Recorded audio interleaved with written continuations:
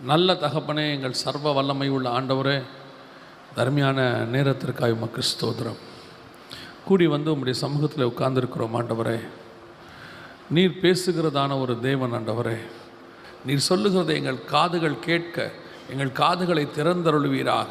வேத வாக்கியங்களை அறிந்து கொள்ளும்படி அவர்கள் இருதயங்களை அவர் திறந்தார் என்று வாசிக்கிறோமே, அதே போல் எங்கள் இருதயங்களும் திறக்கப்படுவதாக, வசனத்துக்கு நேராக நாங்கள் திருப்பப்படுவோமாக. ஆண்டவரை, நாங்கள் ஒருமனப்பட்டு உம்முடைய சமூகத்தில் உம்முடைய வசனத்துக்கு நேராக நாங்கள் ஒருமித்து காத்திருக்க கர்த்தர் கிருபை தருவீராக. காதேஸ் வனாந்தரத்தை அதிர பண்ணுகிற சத்தம் ஒரு விஷயங்கள் மத்தியில் கடந்து வரும் செபிக்கிறோம் ஆண்டவரே. கேதுரு மரங்களையெல்லாம் முறிக்கிற சத்தம் வரட்டும் ஆண்டவரே.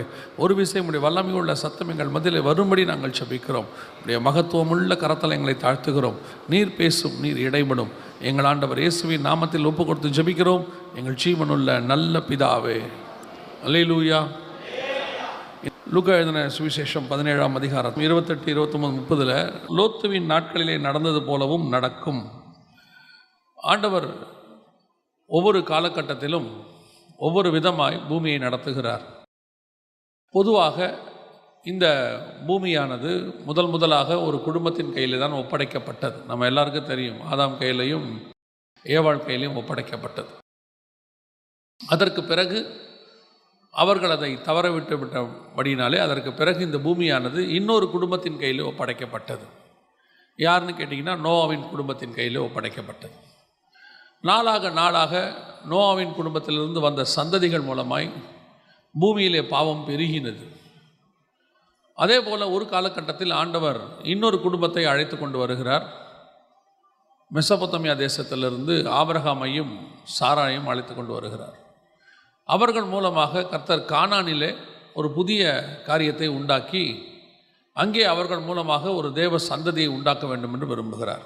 இந்த காலகட்டத்தில் தான் ஆபிரகாமை விட்டு லோத்து பிரிந்து அவர் சோதோமுக்கு போகிறார். பொதுவாக லோத்துவை குறித்து நாம் பார்க்கும் பொழுது, அவர் சோதோமுக்கு போனார், பிரிந்து போனார், அவர் சோதோமை தெரிந்து கொண்டார், கானானை விட்டு விட்டார் என்று சொல்லி அவரை நாம் ஒரு குறையாகவே தான் சொல்வோம். சில நேரங்களிலே அவரை நாம் குறையாக தான் பிரசங்கத்திலே பார்க்கிறோம். ஆனால் தேவன் அப்படி பார்க்கிறாரா என்று சொன்னால் இல்லை. ஆண்டவர் ஒவ்வொரு இடத்திற்கும் ஒரு ரட்சகனை நியமிக்கிறார். ரட்சகன்னா நீங்கள் இயேசுக்கு ஈக்குவலாக கொண்டாடாதீங்க. இப்போது உதாரணமாக சொன்னால், நியாயாதிபதிகளில் ரட்சகர்களை எழுப்பினார் அப்படின்னு இருக்குது. அதோட அர்த்தம் என்னென்னா, காப்பாற்றுறவங்களை. ஒவ்வொரு இடத்துக்கும் ஒரு காப்பாற்றுகிறவர்களை கொண்டு வருவார். இப்போது சபை இங்கே கொண்டு வரப்பட்டது. பாஸ்டர் சொல்கிறார், சபை ஏன் கொண்டு வரப்படுகிறது, முதல்ல நம்ம அதை தெரிஞ்சுக்கணும். ஆபிரகாம் கானானுக்கு போகும்போது, கானான் பரிசுத்தவான்கள் தேசம் கிடையாது, வெறும் நீதிமான்களால் நிறைந்த தேசம் கிடையாது. அது முழுக்க பாவத்தால் நிறைந்த ஒரு தேசம். கானானுக்குள்ளே நுழையும் போது அங்கே இருந்தவர்கள் எல்லாம் கானானியர்கள், சபிக்கப்பட்டவர்கள். கானானியருடைய அருவருப்புகள் அதிகம். கர்த்தர் சொல்கிறார், கானானியர்கள் செய்கிறது நீ கற்றுக்கொள்ள வேண்டாம் என்று சொல்கிறார். ஆனால் அங்கே தான் ஆபிரகாமையும் சாராயையும் அனுப்புகிறார். காரணம் என்னவென்று சொன்னால், எப்பொழுதுமே ஒரு காரியத்தை நாம் புரிந்து கொள்ள வேண்டும். கர்த்தர் ஒரு நீதிமானை ஒரு இடத்துக்கு அனுப்புகிறார் என்று சொன்னால், அந்த இடம் பரிசுத்தமாக இருக்குது, அந்த இடம் ரொம்ப நல்லா இருக்குது, அதனால் அந்த இடத்த போய் காப்பாற்றுறதுக்காக அனுப்பலை. அந்த இடம் அழிவுக்கு நேராக இருக்குது, அந்த இடத்தை காப்பாற்றுவதற்கு ஒரு ரட்சகனை அனுப்புவார். அவன் போய் அங்கே ஒரு 50 நீதிமானை உருவாக்கி விட்டால், அவன் அந்த இடத்துல போய் ஒரு 10 நீதிமான் 20 நீதிமானை உருவாக்கி விட்டால் அந்த இடம் அழியாதபடி பாதுகாக்கப்படும். அதுக்கு தான் கர்த்தர் ஆட்களை அனுப்புகிறார்.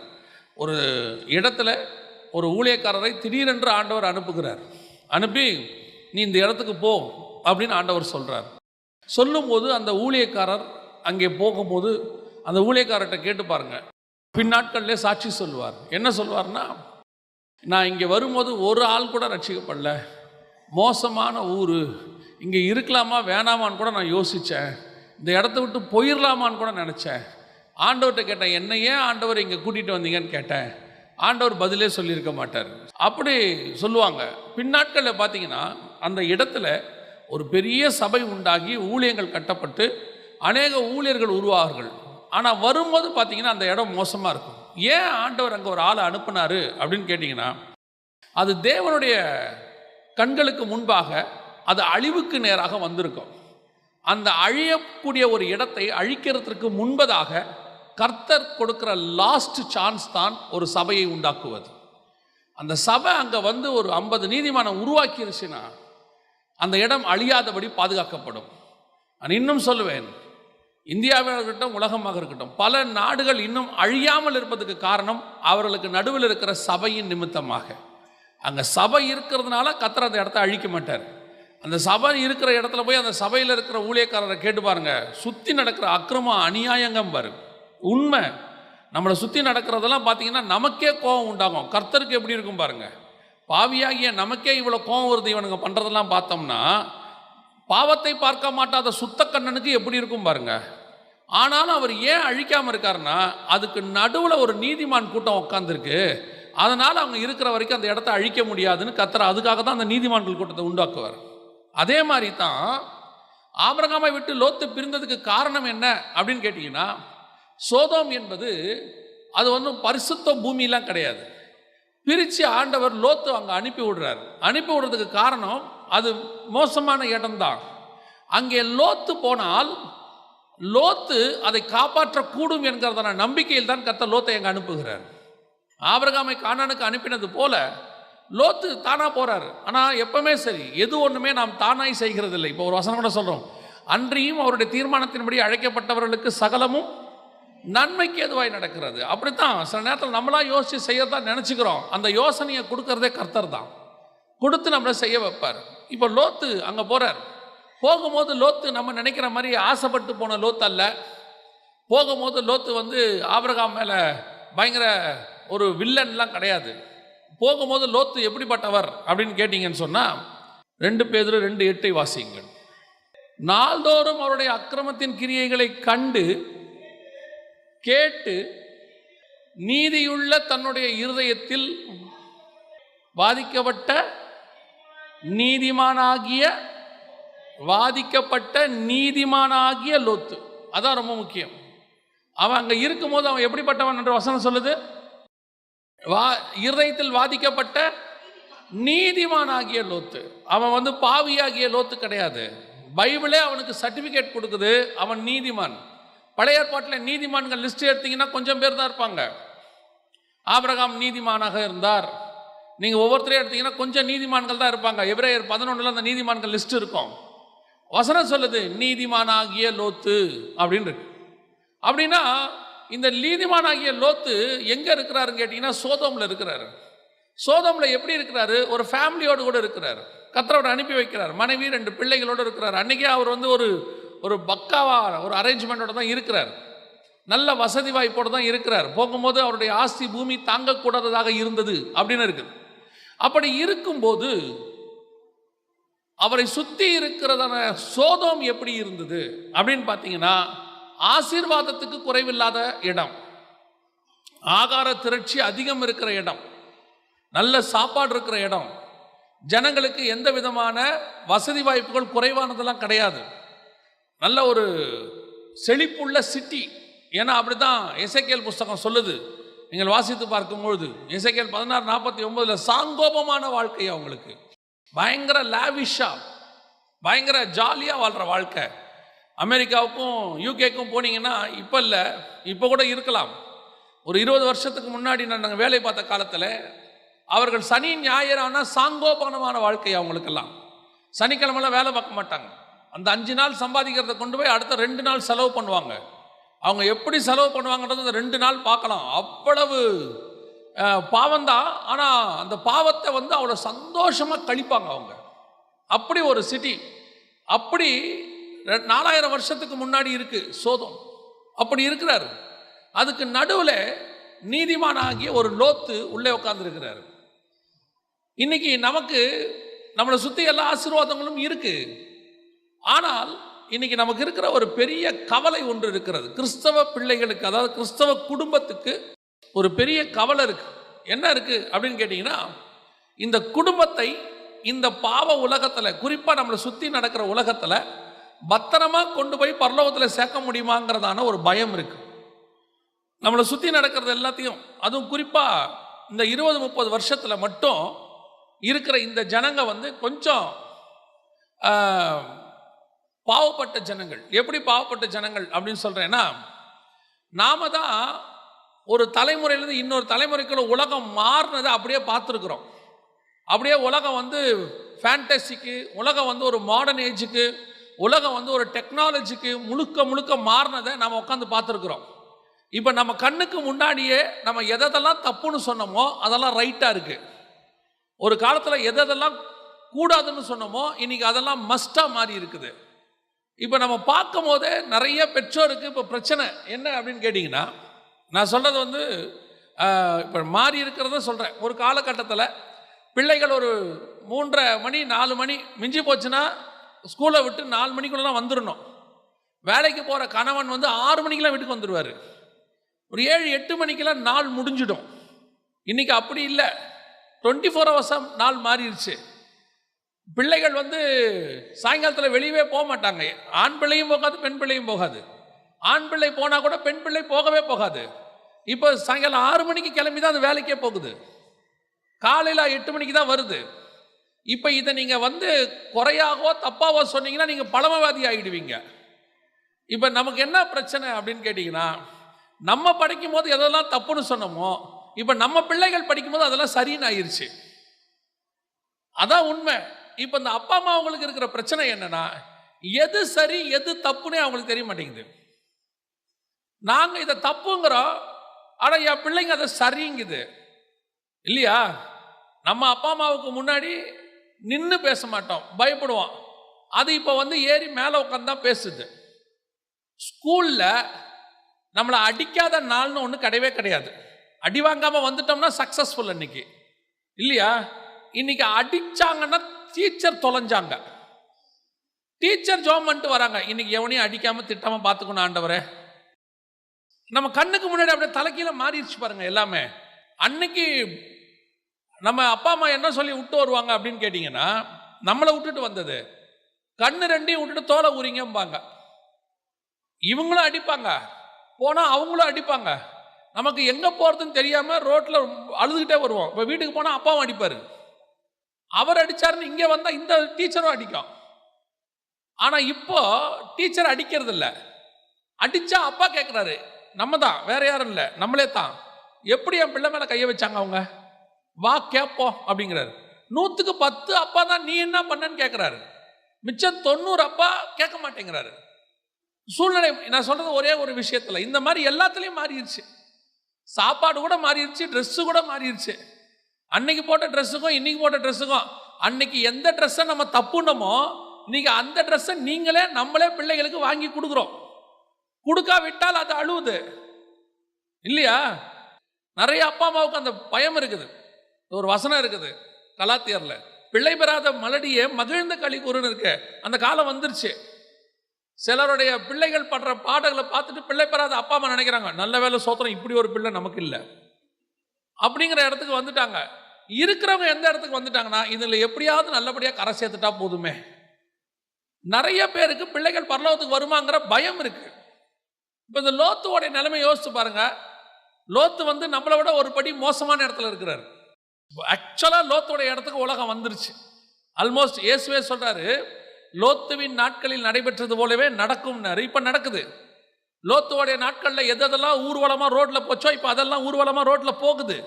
கண் கூட பார்க்குறோம், டிவியில் காட்டுறாங்க. ஆனால் இவைகளுக்கு நடுவில் அவன் எப்படி நீதிமானா இருந்தான்? இதுதான் கேள்வி. இன்னைக்கு நம்மளால என்ன சொல்றோம்? பழிய தூக்கி நம்ம சுத்தி இருக்கிறவங்க மேல போட்டுக்கிட்டு இருக்கிறோம், சுத்தி இருக்கிற சூழ்நிலைகள் மேல போடுறோம், போன் மேல போடுறோம், டிவி மேல போடுறோம், இன்டர்நெட் மேல போடுறோம். முந்தியெல்லாம் பழிய தூக்கி யார் மேல போடுவோம்னா, நம்ம பையன் கூட எவன் சேர்றானோ அவன் மேல மட்டும் பழி போடுவோம். நம்ம அப்பா அம்மா சொல்லிவாரு, என் பையன் நல்லவன் தான், அவன் சேர்க்க சரியில்லைம்பாரு. நம்ம எவ்வளவு திருடங்கிறது நமக்கு தான் தெரியும். ஆனா நம்ம அப்பா நம்மளை என்ன செய்ய மாட்டாரு, விட்டு கொடுக்க மாட்டாரு. என் பையன் நல்லவன் தாங்க, இவன் தான் வந்து கெடுத்துட்டான் பாரு. அவங்க அப்பாவை போய் கேட்டீங்கன்னா அதே ஸ்டேட்மெண்ட் தான் சொல்வாரு, என் பையன் நல்லவன் தாங்க, அவன் பையன் வந்து கெடுத்துட்டான். கடைசியில் 2 பேரும் ஒருத்தனை கெடுத்துருப்பான். ஆக்சுவலாக அதான் நடந்தது. இப்போ அப்படி இல்லை, பழி போறதுக்கு நிறைய இடம் இருக்குது. ஃபோன் மேலே தூக்கி பழிய போடுறோம், டிவி மேலே தூக்கி பழிய போடுறோம், இன்டர்நெட் மேலே பழிய போடுறோம், எல்லாத்து மேலேயும் பழிய போட்டுக்கிட்டே இருக்கிறோம். ஆனால் எப்படி இவைகளுக்கு நடுவில் நீதிமானாய் வாழ்வது? நீதிமானா வாழ்ந்தா மட்டும்தான் காப்பாற்ற முடியும். ஏன்னா கீழே வசனம் சொல்லுது, மனுஷகுமாரன் வெளிப்படும் நாளில் அப்படியே நடக்கும் அப்படின்னு இருக்கு. அப்ப இயேசு வரும்போது காப்பாற்றப்பட்டு சபை பரலோகத்துக்கு போகணுமே. இவ்வளோ காரியங்கள் இவ்வளோ நம்ம செய்கிற எல்லாமே எதுக்காகனா, நம்ம இருக்கிற அத்தனை பேரும் பரலோகத்துக்கு போகிறதுக்காக மட்டும்தான், வேற எதுக்காகவுமே கிடையாது. நீங்கள் இங்கே வந்தது, சபைக்கு வந்தது பணக்காரன் ஆகிறதுக்கோ கோடீஸ்வரன் ஆகிறதுக்கோ இல்லை புகழ் அடையிறதுக்கெல்லாம் கிடையாது. அதெல்லாம் நீங்கள் இங்கே வராமையே கூட நடக்கும் என்னை பொறுத்த வரைக்கும். ஆனால் இங்கே வந்தால் மட்டும்தான் பரலோகத்துக்கு போகிறதுக்கு வழி கிடைக்கும். ஏன்னா அது சொல்லி கொடுக்குற இடம். நான் சொல்றது புரியுதா? அதே தான். அப்போ நான் எதுக்கு வந்தேன்? பரலோகத்துக்கு போகிறதுக்காக சபைக்கு வந்திருக்கிறேன். போகிறதுக்கான வழி சொல்லி கொடுக்குற இடம். ஆனால் பரலோகத்துக்கு போவோமா? இதுதான் இன்னைக்கு கேள்வி. ஏன்னா இன்னைக்கு நம்மளை சுற்றி நடக்கிற காரியங்களை எல்லாம் பார்க்கும் பொழுது போக மாட்டோம், கஷ்டம். பல நேரங்களில் நம்மளை சுற்றி நடக்கிற விஷயங்கள் நம்மளை கொண்டு போக விடாமல் தடுக்குது. உண்மையிலேயே நம்ம ஈஸியாக பழிய தூக்கி சூழ்நிலைகள் மேலே போட்டுடுறோம், அல்ல இடத்தின் மேலே போட்டுறோம். இந்த இடத்துலனால இப்படி நடந்துச்சு, அந்த இடத்துக்கு மட்டும் நான் போகாமல் இருந்தால் இப்படி நடக்கவே நடக்காது. அவங்க இங்கே இருக்கிற வரைக்கும் நல்லதாங்க இருந்தாங்க. படிக்கிறதுக்கு சென்னை போனால் கெட்டு போயிட்டான், படிக்க பெங்களூர் போனால் கெட்டு போயிட்டான், படிக்க அமெரிக்கா போனால் கெட்டு போயிட்டான். அமெரிக்கா கெடுத்துச்சா, பெங்களூர் கெடுத்துச்சா, சென்னை கெடுத்துச்சான்னு கேட்டிங்கன்னா, சோதோம் லோத்துவை கெடுக்கவில்லை. கெடுக்காம லோத்து நீதிமானாய் வாழ்ந்தார்னு வசனம் சொல்லுது. அப்போ நம்மை சுற்றி இருக்கிற இடம் ஒரு நாளும் நம்மை கெடுக்காது. இடம் கெட்டது தான். இந்த பூமி என்னைக்கு நல்லா இருந்துச்சு உங்களுக்கு தெரிஞ்சு சொல்லுங்களேன். எந்த காலத்துல இந்த பூமி நல்லாவே இல்லை. எப்போ நல்லா இருந்துச்சு தெரியுமா?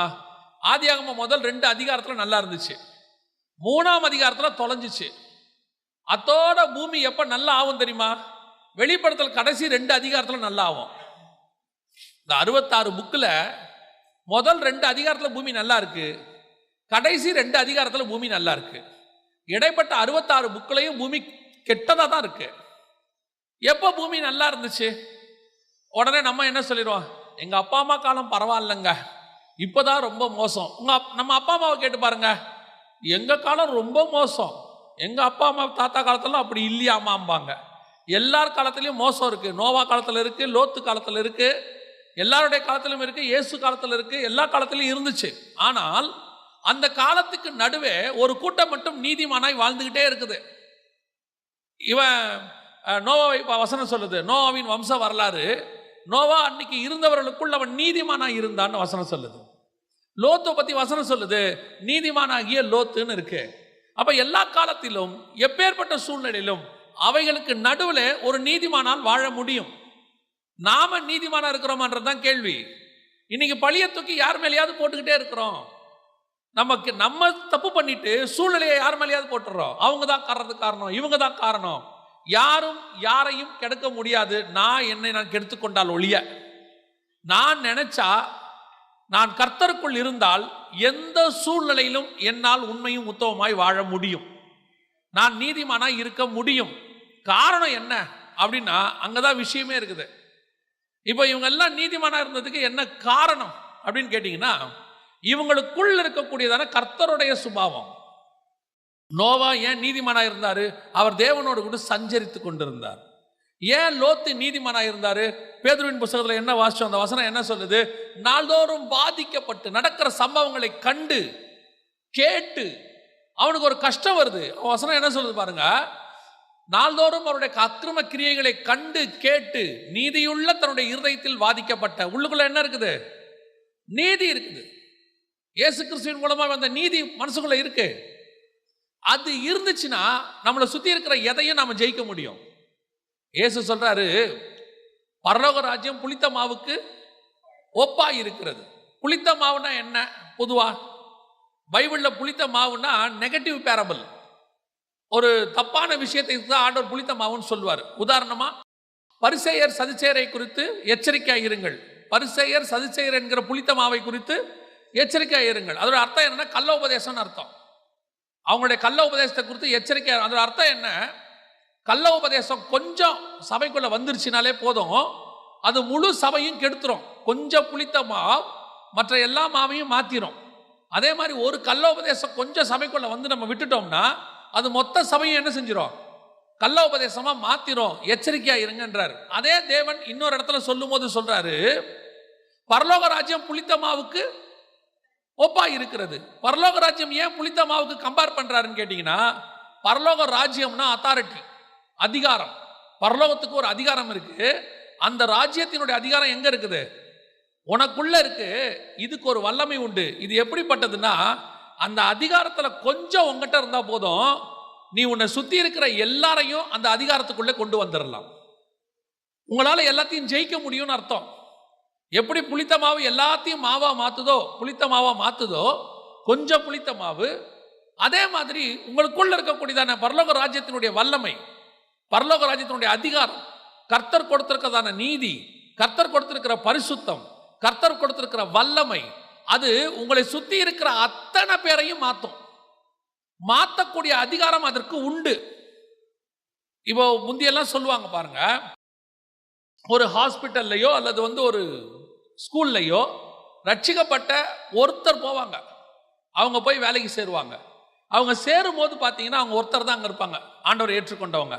அவங்க சொல்லுவாங்க, எங்கள் ஆஃபீஸில் எங்கள் ஹாஸ்பிட்டலில் யாருமே ரட்சிக்கப்பட்டவங்கள நான் மட்டும்தான் இருக்கிறேன்பாங்க. ஒரு 5 வருஷம் கழிச்சு பாருங்க, அந்த ஹாஸ்பிட்டலில் ஒரு ப்ரேயர் குரூப் இருக்கும், அந்த ஸ்கூலில் ஒரு ப்ரேயர் குரூப் இருக்கும். இந்த ஒரு ஆள் அந்த ஹாஸ்பிட்டலுக்குள்ள ஒரு பெரிய ப்ரேயர் குரூப்பையே உண்டாக்கிடும். அந்த ஒரு ஆள் அந்த ஆஃபீஸில் ஒரு ப்ரேயர் குரூப்பையே உண்டாக்கிடும். ஒரு 12 பேர் ஒரு உலகத்தையே மாற்றிடுவான். ஒரு தோமா இந்தியா முழுக்க சுவிசேஷம் கொண்டாந்துருவார். அந்த கொஞ்சம் புளித்த மாவு, அந்த அதிகாரம் தான் உன் கையிலையும் என் கையிலையும் இருக்குதாமா. அதுதான் அவனுக்குள்ள இருந்துச்சு, நீதிமானாகிய லோத். இன்னைக்கு நமக்குள்ள அந்த வல்லமையை கர்த்தர் கொடுத்து வச்சிருக்கிறார். இன்னைக்கு ஏன் நாம பழிய தூக்கி எல்லார் மேலேயும் போட்டுக்கிட்டு இருக்கிறோம்? அவங்க கெடுத்துட்டாங்க, அவங்க மாத்திட்டாங்க, இவங்க பண்றாங்க, அவங்களால தான் நான் இப்படி இருக்கிறேன், இவங்களால தான் இப்படி மாறிட்டேன் அப்படின்னா யாராலையும் யாரும் மாற்ற முடியாது. எல்லா காலத்திலையும் நன்மை தீமை அறியத்தக்க கனி முன்னாடி தான் இருக்கும். அதை நீ சாப்பிடாம எஸ்கேப் ஆகி ஓடுறேங்கிறது தான் நம்ம கையில் இருக்கிறது. பழம் என் வாயில உக்காந்துச்சு இல்ல, நான் போய் பழம் சாப்பிட்டேன், அவ்வளவுதான் விஷயம். பல நேரங்களில் நம்ம படியை தூக்கி இப்படித்தான் போடுறோம். அப்ப எனக்கு ஒரு வாதை வரணும், அந்த பாவத்தை பத்தின ஒரு உணர்வு வரணும். ஐயோ இது பாவமா இருக்குதே, இது எனக்கு வேணான்னு சொல்ல தோணணும். அந்த தோன்றுதல் வந்துட்டாலே போதும், நீங்கள் அந்த பாவத்திலிருந்து ஜெயிக்கிறதுக்கான வழியை கர்த்தர் உனக்கு சொல்லி கொடுத்துருவார். பல நேரங்களில் உனக்கு அது தோணவே மாட்டேங்குது. பல நேரங்களில் தீனால் மாதிரி தேசத்தை சுத்தி பார்க்க தீனால் போனால் தீட்டுப்பட்டு போனால்னு இருக்குது. அந்த மாதிரி நான் பார்க்க போய் நான் விருப்பமா போய் தான் கெட்டு போறேனே ஒழிய, ஒரு நாளும் பாவம் என்னை பிசாசு வாயை தொறன்னு வாயில ஊத்தவே மாட்டான். என் முன்னாடி கொண்டு வச்சிருவான். அதான் ஒரு ஊழியக்காரர் அழகா சொல்வார், தலைக்கு மேல குருவி பறக்கிறத உன்னால தடுக்கவே முடியாது, ஆனா தலை மேல குருவி கூடு கட்டாம வேணா காப்பாத்திக்கலாம், அது நம்மளால முடியும். இன்னைக்கு பல நேரத்தில் அப்படிதான் இருக்கு. நான் சொல்றது, நாங்க ஸ்கூலுக்கு போன காலத்துல 15 வயசுல 10லேருந்து 15 வயசு காலத்துல சொல்றேன். அப்பெல்லாம் மிஞ்சி போச்சுன்னா ஒரு சினிமா போஸ்டர் ரோட்ல ஒட்டியிருப்பாங்க. இதுதான் அன்னைக்கு இருக்கிற பெரிய பாவம். அவ்வளவுதான், டிவியே கிடையாது. டிவி பார்க்கணும்னா யார் வீட்டுக்காவது போனால் தான் பார்க்க முடியும். அதுவும் வாரத்தில் 2 நாள் தான் போடுவாங்க, வெள்ளிக்கிழமை ஞாயிற்றுக்கிழமை சாயங்காலம் தான் போடுவாங்க. அதுக்கும் 50 காசு 4 தான் கொடுக்கணும், இல்லைன்னா அதுவும் கிடைக்காது. மிஞ்சி போச்சுன்னா ரேடியோவில் பாட்டு கேட்பாங்க, பாட்டு தொடங்குற நேரம் ஸ்கூல் தொடங்கிடுவாங்க, அங்கே போயிடும், பாட்டும் கேட்க முடியாது. இவ்வளோதான் நமக்கு இருக்கிற மொத்த பாவமே, இவ்வளோதான் அன்னைக்கு. ஆனால் இன்னைக்கு அப்படி இல்லை. நம்ம பையனுக்கு எதெல்லாம் அன்னைக்கு நம்ம பாவம்னோமோ அதெல்லாம் ரோட்டில் ஃப்ரீயாக போகுது. ரோட்டில் ஃப்ரீயாக இருக்கு, விளம்பரங்கிற பேரில், போர்டுங்கிற பேரில், ஃபோனுங்கிற பேரில் ஃப்ரீயாக இருக்குது. அன்னைக்கும் சரி இன்னைக்கும் சரி, அது நம்மளை தொடாமல் பாதுகாக்கிறது நம்ம கையில் தான் இருக்குது. அது எல்லா இடத்துலையும் பிசாசு வச்சிருவான் சுற்றி. அன்னைக்கு ஒரு இடத்துல வச்சா இன்னைக்கு நிறைய இடத்துல வச்சிருக்கிறான், அவ்வளோதான் விஷயம். ஆனால் இது தொடாமல் நீங்கள் எப்படி பார்த்துக்கிறீங்க? இப்போ தொடாமல் பார்த்துக்கிறதுக்கு என்ன செய்யணும்? ஒரே ஒரு சின்ன வேலை தான், சிம்பிள் வேலை, அதை செஞ்சுட்டா போதும். வாசிங்க, ஆதியாகமத்தின் புஸ்தகம் 19ஆம் அதிகாரம் 1வது வசனத்தை வாசி. அந்த 2 தூதரும் சாயங்காலத்தில் சோதோமுக்கு வந்தார்கள். லோத்து சோதோமின் வாசலிலே உட்கார்ந்திருந்தான். இவ்வளவுதான் விஷயமே. லோத்து எங்க இருக்கிறாரு? லோத்து எங்க இருக்கிறாரு? சோதோமின் வாசலிலே உட்கார்ந்திருந்தார். இவ்வளவுதான் விஷயம். அவர் நீதிமான். அவன் நீதிமான்ங்கிறதுக்கு எது அடையாளம் தெரியுமா? தேசத்துக்குள்ள பாவம் இருக்கு, ரோட்ல பாவம் இருக்கு. வசனம் சொல்லுது, நான் ரோட்ல தங்குறேன்னு அந்த தூதன் சொல்றான். அதுக்கு லோத்து சொல்றாரு, நீ ரோட்ல தங்காத, ரோட்ல என்ன இருக்குது? பாவம் இருக்கு. அவன் சொன்ன மாதிரியே சாயங்காலத்தில் பார்த்தீங்கன்னா அந்த ஊர்ல இருக்கிற அத்தனை பேரும் தெருக்களிலே கூடி அப்படின்னு இருக்கும். அந்த வசனம் இருக்கு பாருங்க, 4வது வசனம். அவர்கள் படுக்கும் முன்னே சோதோம் பட்டணத்து மனிதராகிய வாலிபர் முதல் கிழவர் மட்டும் உள்ள ஜனங்கள் அனைவரும் 4 திசையிலிருந்து வந்து வீட்டை சூழ்ந்து கொண்டு, எல்லா ரோட்டுக்கு வந்துட்டான் பாருங்க மொத்தம் பேர். அப்ப பாவம் ரோட்ல இருக்கு. லோத்து எங்க இருக்கிறார்னா அந்த ஊரை விட்டு வெளியே உட்கார்ந்து இருக்கிறார். அதை விட்டு கொஞ்சம் தன்னை பிரித்து கொண்டார். அதை விட்டு கொஞ்சம் டிஸ்டன்ஸ், அதை விட்டு கொஞ்சம் தன்னை செப்பரேட் பண்ணிக்கிட்டார். அவ்வளவுதான். பெரிய காரியம் ஒன்றும் செய்யல. ரோட்ல பாவம் இருக்கு, நான் வாசலுக்கு போயிட்டேன், அவ்வளவுதான். எனக்கும் ரோட்டுக்கு நடுவில் ஒரு கேப். பாவத்தை என்னால் மாற்ற முடியாது, ஆனா பாவத்தை விட்டு என்னை தூரப்படுத்தி கொள்ள முடியும். இவ்வளவுதான் விஷயமே. இன்னைக்கு நாம என்ன நினைக்கிறோம்னா அதுக்கு நடுவில் உட்கார்ந்துக்கிட்டு அதை ஜெயிக்கணும்னு நினைக்கிறோம். அதுக்கு நடுவில் உட்கார்ந்துக்கிட்டு அதை நான் ஜெயிக்கணும். சிலருக்கு சினிமா பாட்டு கேட்டா பிரச்சனை. கொஞ்சம் பேருக்கு இருக்கு, 1-2 சினிமா பாட்டை கேட்ட உடனே அவங்களுக்கு பழையவைகள் எல்லாம் மீண்டும் ஞாபகத்துக்கு வந்துடும்.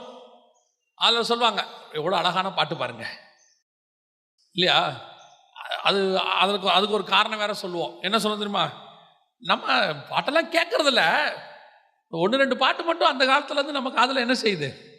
ஆமாம், நான் சொல்வேன், அந்த பாட்டு கேட்கும் போது வருகை வந்துச்சு, முடிஞ்சு. ஏன்னா பாட்டு இந்த காதில் கேட்கும், எக்காலம் இந்த காதில் கேட்காது. இதில் வேற நம்ம ஹெட்ஃபோன் வேற போட்டு கேட்குறோமா, சுத்தம். சில நேரத்தில் நம்ம சொல்கிறோம், அந்த பாட்டு கேட்குது, அந்த பாட்டு என்ன மயக்குதுன்னு எனக்கு தெரியுது, ஆனால் ஏன் என்னால் அந்த பாட்டை ஜெயிக்க முடியல அப்படின்னா, வெரி சிம்பிள், நான் அந்த பாட்டுக்கு நடுவுலையே உட்கார்ந்துருக்கிறேன். வசனம் தெளிவாக சொல்லுது, துன்மார்க்கருடைய ஆலோசனையில் நடவாமலும் பாவிலுடைய வழியில் இல்லாமலும் பரியாசக்காரர் உட்காரும் இடத்தில்.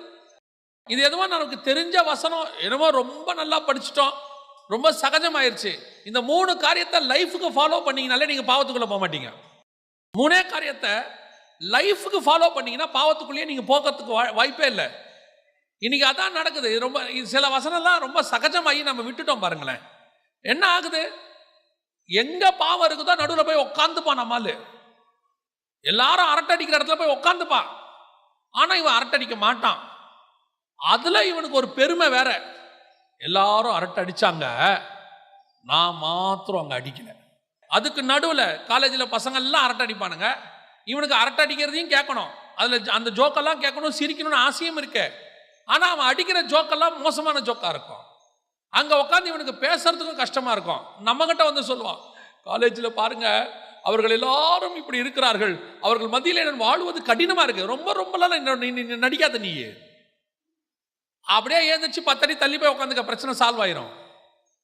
அவன் என்ன பண்ணுவான், இவன் பெரிய சாமியார்ரா, இவன் ரொம்ப ஓவரா பண்றான்டா, இனிமேட்டு இவனை சேர்க்காதீங்கன்னா நல்லது, தனியா உட்காந்துக்க, உன்னை ஒதுக்குறாங்களா நீ ஒதுங்க. உன்னை ஒதுக்குற காரியம் ஒரு நாள் உன்னை மட்டும் காப்பாற்றும். அதுதான் கர்த்தர் உனக்கு வச்ச பெரிய கிருபை. ஏன் கர்த்தர் ஒதுக்குறாரு, நீ வாசலுக்கு ஏன் வந்துடுற, ஒரு நாள் உள்ளே அழிவு வரும். வாசல்ல இருக்கிற உன்னை மாத்திரம் ஆண்டவர் காப்பாற்ற வல்லமை உள்ளவராக இருக்கிறார். பல நேரத்தில் கர்த்தர் செப்பரேட் பண்ண சொல்லுவார். அந்த செப்பரேஷன் இஸ் வெரி இம்பார்ட்டன்ட்.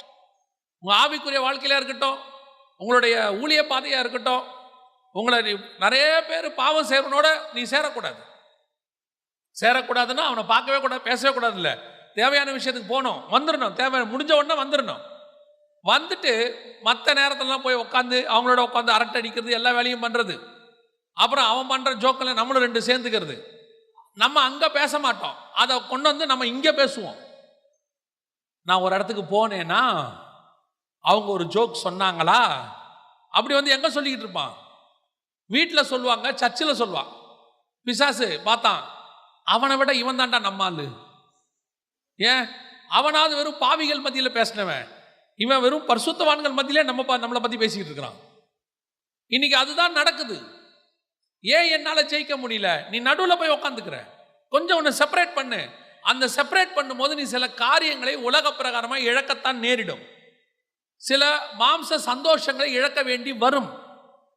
நீ அதை இழந்து பாருங்க, ஒரு நாள் வரும் கர்த்தர் உங்களை மாத்திரம் உயர்த்துறதை நீங்கள் காண்பீர்கள். எனக்கு நான் காலேஜ் போகும்போது நடந்த சம்பவம் தான். ஆண்டவர் ஏற்றுக்கொண்ட புதுசுல சில காரியங்கள் ஸ்கூலில் காலேஜோடு சேர்ந்து ஒத்து செய்ய முடியாது. அவங்க செய்கிற காரியத்தை நம்ம செய்ய முடியாது. அவங்களுக்கு அது சரி, வேதத்தின்படி எனக்கு அது சரியில்லை. அவங்க எல்லாம் சேர்ந்து காலேஜுக்காக சண்டை போடுவாங்க, என்னால் சண்டை போட முடியாது. அவங்கெல்லாம் ஸ்ட்ரைக் பண்ணுவாங்க, என்னால் பண்ண முடியாது. நான் கொஞ்சம் ஒதுங்கி ஓரமாக நிற்பேன். அப்போ நிற்கும்போது அவர்களுக்கு என் மேலே கோபம் வரும்.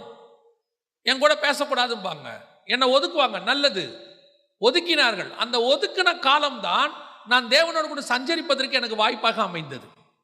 எனக்கு யாருமே இல்லை, கர்த்தர் மட்டும் துணையாக இருந்தார். அதனுடைய விளைவு சோதோமின் வாசல் அவன் போய் உட்காந்த மாதிரி நான் போய் உட்காந்துக்கிட்டேன். ஒரு முட்செடிக்கு கீழே, சூரச்செடிக்கு கீழே. அங்கே தான் உட்காந்து பைபிள் வாசிப்பேன், அங்கே தான் ஜெபம் பண்ணுவேன், அங்கே தான் சாப்பிடுவேன், அங்கே தான் தூங்குவேன். பின்னாட்களில் அங்கே உட்காந்து தான் ஊழியத்துக்கான ப்ராக்டிஸ் பண்ணேன். அந்த காலேஜில் 3 வருஷம் படித்த காலத்தில் இது எல்லாம் நான் பண்ணது அங்கே தான் பண்ணேன். எதுக்கு சொல்கிறேன்? உனக்கு பாவம் தெரியுதா, அங்கே நடக்கிறது தேவனுக்கு விரோதமான காரியம் தெரியுதா, கொஞ்சம் ஒதுங்கி நில்லுங்க. பல நேரங்களில் நமக்கு நாம் தான் இதற்கு காரணமாக இருக்கிறோம். கர்த்தர் சில இடங்களுக்கு போக வேண்டாம் என்று உணர்த்த போது நீங்கள் போகாமல் இருங்கள். ஒரு சின்ன கேப் தான், அந்த தெருவுக்கும் வாசலுக்கும் உள்ள கேப். அவன் போய் சோதோமின் வாசலிலே உட்கார்ந்து கொண்டான். இந்த வாசலில் உட்கார்ந்துக்கிட்டீங்கன்னா போதும், உள்ளே நடக்கிற எதுவும் உங்களை பாதிக்காதபடி கர்த்தர் பாதுகாத்துக் கொள்வார். இன்னைக்கு நிறைய பேர் பண்ற தப்பு இங்கே தான் இருக்கு. எல்லா காலத்திலும் லோத்துவின் நாட்களை போல காலங்கள் இருக்கும். நிறைய இடத்துல பாவங்கள் நடக்கும், அக்கிரமங்கள் நடக்கும். உங்களுக்கு வாதையா இருக்கும், என்ன செய்யலாம் ஏது செய்யலான்னு. அது நடக்கும்போது உங்களுக்கு தெரிய வேண்டிய மிக முக்கியமான ஒரு விஷயம், நான் இவைகளுக்கு சற்று விலகி கொள்ளுகிறேன். ஊழியத்தின் பாதையில் வரும்போது கூட உங்களுக்கு சொல்றேன், சில நேரங்களில் சில இடத்துக்கு கர்த்தர் போக வேணான்னு சொல்லுவார். அப்போதான் ஆண்டவர் நமக்கு முன்னாடியே உணர்த்துறாதே சில காரியங்கள் செய்ய வேணான்னு. அதுக்கு மாத்திரம் செவிசாச்சு நீங்கள் கொஞ்சம் ஒதுங்கி இருந்தீங்கன்னா போதும், கர்த்தர் உங்களை மட்டும் உயர்த்துவதற்கு வல்லமையுள்ளவராய் இருக்கிறார். அல்லேலூயா. இது முதலாவது. அந்த மிகப்பெரிய சோதோம்குள்ள இருந்து லோத்து தன்னை பத்திரமாய் பாதுகாத்து கொண்டார். அது அவர் செஞ்சது சின்ன வேலை தான். கொஞ்சம் தன்னை என்ன செஞ்சுக்கிட்டாரு, ஒதுக்கி தன்னை ஓரமாக வச்சுக்கிட்டாரு. இவ்வளவுதான் அவர் செஞ்ச ஒரே ஒரு காரியம். ரெண்டாவது, லோத்துவின் குடும்பத்தில் இருந்த இன்னொரு மிக முக்கியமான விஷயம் வாசிங்க. 19ஆம் அதிகாரம், ஆதியாகமத்தின் புஸ்தகம் 19ஆம் அதிகாரம் 25-26 வாசிங்க. அந்த பட்டணங்களையும் அந்த சமபூமி அனைத்தையும் அந்த பட்டணங்களின் எல்லா குடிகளையும் பூமியின் பயிரையும் அழித்து போட்டார். அவன் மனைவியோ பின்னிட்டு பார்த்து, இது நமக்கு தெரிஞ்ச சம்பவம், எல்லாருக்கும் தெரிஞ்ச சம்பவம். ஆனால் ஒரு காரியத்தை நீங்கள் நன்றாய் புரிந்து கொள்ளணும். இந்த லோத்துவின் மனைவியை பற்றி சொல்லும்போது பின்னிட்டு பார்த்து உப்பு தூணானால் நீங்கள் லூக்கா 17 வாசிச்சிங்க இல்லையா? அந்த லூக்கா 17 கூட பாருங்க, ஒரு வசனம் இருக்கு, 32 வாசிங்க பார்ப்போம். 17:32. லோத்தின் மனைவியை நினைத்து கொள்ளுங்கள். வசனம் தெளிவா இயேசுவே சொல்றாரு, just remember the wife of Lot. லோத்தின் மனைவியை கொஞ்சம் நினைச்சுக்குங்க. ஏன் நினைச்சுக்கணும்? ஆண்டவர் உங்களை சேஃப்கார்டு பண்ணி தான் வச்சிருக்கிறார் உங்க ஃபேமிலியை. பல நேரங்களில் உங்க ஃபேமிலியில் நடக்கிறதான மிக முக்கியமான சம்பவத்தை கவனிக்கணும். லோத்துவின் மனைவியை திரும்பி பார்த்தாங்க, உப்பு தூணானாங்கன்னு சொல்றோமே, அந்த அம்மா கிட்ட எவ்வளவு நல்ல குவாலிட்டி இருந்துச்சுன்னு தெரியுமா உங்களுக்கு? ரொம்ப நல்ல குவாலிட்டிலாம் அந்த அம்மா கிட்ட இருந்துச்சு. அதுல ஒண்ணு என்ன தெரியுமா? சோதோம்குள்ள முழு சிட்டியும் கெட்டு போயிருக்குது, 100% கெட்டு போயிருக்கு. அந்த சிட்டிக்குள்ள 2 வாலிப பிள்ளைகளை உண்மையாய் உத்தமமாய் அந்த தாய் வளர்த்திருந்தா. இன்னைக்கு பல தாய்கள் பிள்ளைகளை விட்டுட்டு ஓடுற காலம். இன்னைக்கு பல தாய்கள் பிள்ளையின் மேல் அக்கறை இல்லாத காலம். ஆனா அன்னைக்கு யோசிச்சு பாருங்க, மொத்த சோதமும் அழிய போகுது. அழிகிற சோதோமுக்குள் 2 பெண் பிள்ளைகளை அவள் பத்திரமாய் பாதுகாத்தாள். அவ மட்டும் இல்ல, லோத்தோட 2 அந்த பெண் பிள்ளைகள் இருந்தாங்க. வசனம் சொல்லுது, அந்த 2 பெண் பிள்ளைகளும் சோரம் போனாள். அப்படின்னா அந்த தாயோடைய ஃபேமிலியில அந்த தாயோடைய இம்பார்ட்டன்ஸை கவனிச்சு பாருங்க. அவளுடைய ரோல் எப்படின்னு பாருங்க. அவ ஒரு ஆளு அந்த டோட்டல் சோதோம்ல தான் குடும்பத்தை 2 பெண் பிள்ளைகளை பத்திரமா வளர்த்து எடுத்திருக்கிறா பாருங்க. நம்ம சும்மா சொல்றோம், லோத்துவின் மனைவி உப்பு தூணானால் அந்த அம்மா கிட்ட அந்த தப்பு இருந்துச்சு, யாரும் இல்லைன்னே சொல்லலை, அதை பத்தி பின்னாடி பார்க்கலாம். ஆனா அந்த அம்மா கிட்ட இருந்த பிளஸ் பாயிண்ட் என்ன, பாசிட்டிவ் என்ன? எப்பேற்பட்ட இடத்திலும் அந்த பெண் பிள்ளைகளை அவ்வளவு பாவத்தின் தேசத்துல பத்திரமா வளர்த்துட்டா பாருங்க. இன்னைக்கு எத்தனை பெற்றோர் தடுமாறிக்கிட்டு இருக்கிறோம். எவ்வளவு பேர் சொல்றோம், ஐயோ பிள்ளைகளை வளர்க்க முடியல, பயமா இருக்குது, பிள்ளைகள் போற போக்கு சரியில்லை. ஒரு தாய் ஒரு முறை எங்கிட்ட சாட்சியை பகிர்ந்து கொண்டார். உண்மையிலே அந்த தாயுடைய சாட்சியை கேட்கும் போது வருத்தமா இருந்துச்சு. இப்போ கூட நான் சொல்றதுக்கு காரணம் மற்ற பெண் பிள்ளைகள் ஒழுங்கா இருக்கணுன்றதுக்காக நான் சொல்றேன். ஒரு 15-16 வயசு பிள்ளை வெளிநாட்டில் வளர்க்குறாங்க. அந்த பெண் பிள்ளையோடைய சுபாவம் அந்த தேசத்துக்கு ஏற்ற மாதிரி மாறுது. ஆனா ஆவிக்குரிய தாய் தான். ஒரு நாள் அந்த தாய் அந்த பெண் பிள்ளையை கண்டிக்கும் போது அந்த பெண் பிள்ளை என்ன செஞ்சாலும் தெரியுமா, கோவத்துல போட்டிருந்த செருப்பு தூக்கி அடிச்சாலாம் தாய. அவளுக்கு வெறும் 15 வயசு தான். அந்த தாய் அழுவுறா, என் மக இப்படி இருக்கிறா, நான் என்ன செய்ய முடியும்? நிறைய பெற்றோர் இன்னைக்கு அப்படி தவிச்சுக்கிட்டு இருக்கிறாங்க, என்ன செய்யறதுன்னு. ஆனால் அதே நேரத்தில் நான் இன்னொரு சாட்சியை நான் உங்களுக்கு சொல்றேன். நார்வே பட்டணத்தில் நடந்த ஒரு சம்பவம். ஒரு நாள் ஒரு மகள், கல்யாண வயது உள்ள ஒரு மகள் சொல்றா, சோதோமுடைய இதே காரியம் அப்படியே சொல்றா, நான் இன்னொரு பெண்ணை நான் திருமணம் பண்ண போறேன். அந்த பெற்றோர்ல தகப்பன் நார்வேக்காரரு, அவருக்கு அது ஒரு பெரிய இஷ்யூவாகவே தெரியல, அதெல்லாம் அங்கே தப்பு கிடையாது. உடனே அவரு, அது உன்னுடைய உரிமைமா, யூ கேன் டூ அப்படின்ட்டாரு. ஆனால் இது ஆவிக்குரிய தாய், கர்த்தருக்குள் இருக்கிற தாய். இவளால் அதை பொறுத்துக்கவே முடியல. அவ சொல்லிட்டா, ஒரு காலம் நான் அதை ஒத்துக்கொள்ள மாட்டேன் அப்படின்னு. உடனே அவ சொல்றா, மக உன் பர்மிஷன்ல எனக்கு ஒன்றும் தேவையில்லை, நான் பண்ணத்தான் போறேன் அப்படின்ட்டு போயிட்டேன். தகப்பனும் அதுக்கு ஆதரவாயிட்டாரு. ஆனால் அந்த தாய் சொல்றா, ஒரு நாள் இது நடக்க நான் விடவே மாட்டேன். என்ன செய்வ, சட்டப்படி தடுக்க முடியாது என்னால. சட்டப்படி தடுத்தா சட்டம் எனக்கு எதிராக மாறி என்னை பிடிச்சி ஜெயிலில் போட்டுரும், தாயை பிடிச்சி போட்டுரும். சட்டப்படி என்னால் தடுக்க முடியாது, ஆனால் என்னால் ஒரு வகையில் தடுக்க முடியும், ஆவிக்குரிய விதத்தில் அதை என்னால் தடுக்க முடியும். அவள் ஜெபித்தாள், உபவாசம் பண்ணினாள், தேவ சமூகத்தில் கதறினாள். ஒரு நாள் வந்தது, அந்த மகள் ஃபோன் பண்ணும்போது சொன்னா, நான் அந்த பொண்ணை திருமணம் பண்ண போறதில்லை அப்படின்னு சொன்னா. இதே தாய்க்கு, திட்டிட்டு போன தாய்க்கு அவ சொல்றா, நான் திருமணம் பண்ண போறதில்லை அப்படின்ற. தாய்க்கு உள்ளுக்குள்ள சந்தோஷம், கர்த்தர் கிரியை செய்கிறார். அவ சொல்றா, ஏதோ நீ பண்ணியிருக்க, ஆனா ஏதோ நீ செஞ்சிருக்க, ஆனா ஒன்று மட்டும் உண்மை, நான் அந்த மகளை என்ன செய்ய போறதில்லை. இப்போ இதுதான் ஒரு தாயினுடைய ரோல். சபை வீட்டுக்குள்ளேயா இருக்கட்டும், சபைக்குள்ளேயா இருக்கட்டும், ஒரு தாயை கர்த்தர் எதுக்கு கொடுத்துருக்கிறார் தெரியுமா? இன்னைக்கு நிறைய பேர் ஒரு விஷயத்தை புரிஞ்சுக்க மாட்டேங்கிறாங்க. எல்லாரும் என்ன சொல்றாங்க, நானும் வேலைக்கு போகணும், நானும் சம்பாதிக்கணும். உங்களை வேணான்னு சொல்லலை. குடும்பத்தில் 2 பேரும் வேலைக்கு போனாதான் சம்பாத்தியம் பண்ண முடியும், அப்பதான் குடும்பத்தை நடத்த முடியும். அதெல்லாம் நீங்க சொல்லிக் கொள்றது, அது உங்களுடைய இஷ்டம். ஆனால் நீங்கள் வேலைக்கு போறது எக்ஸ்ட்ரா பொறுப்பு, நீங்க குடும்பத்துக்காக வேலை செய்றீங்க. ஆனா உங்களுக்கு கர்த்தர் கொடுத்த பிரைமரி பொறுப்பு என்ன தெரியுமா? உன் குடும்பத்தை காப்பாற்றுவது.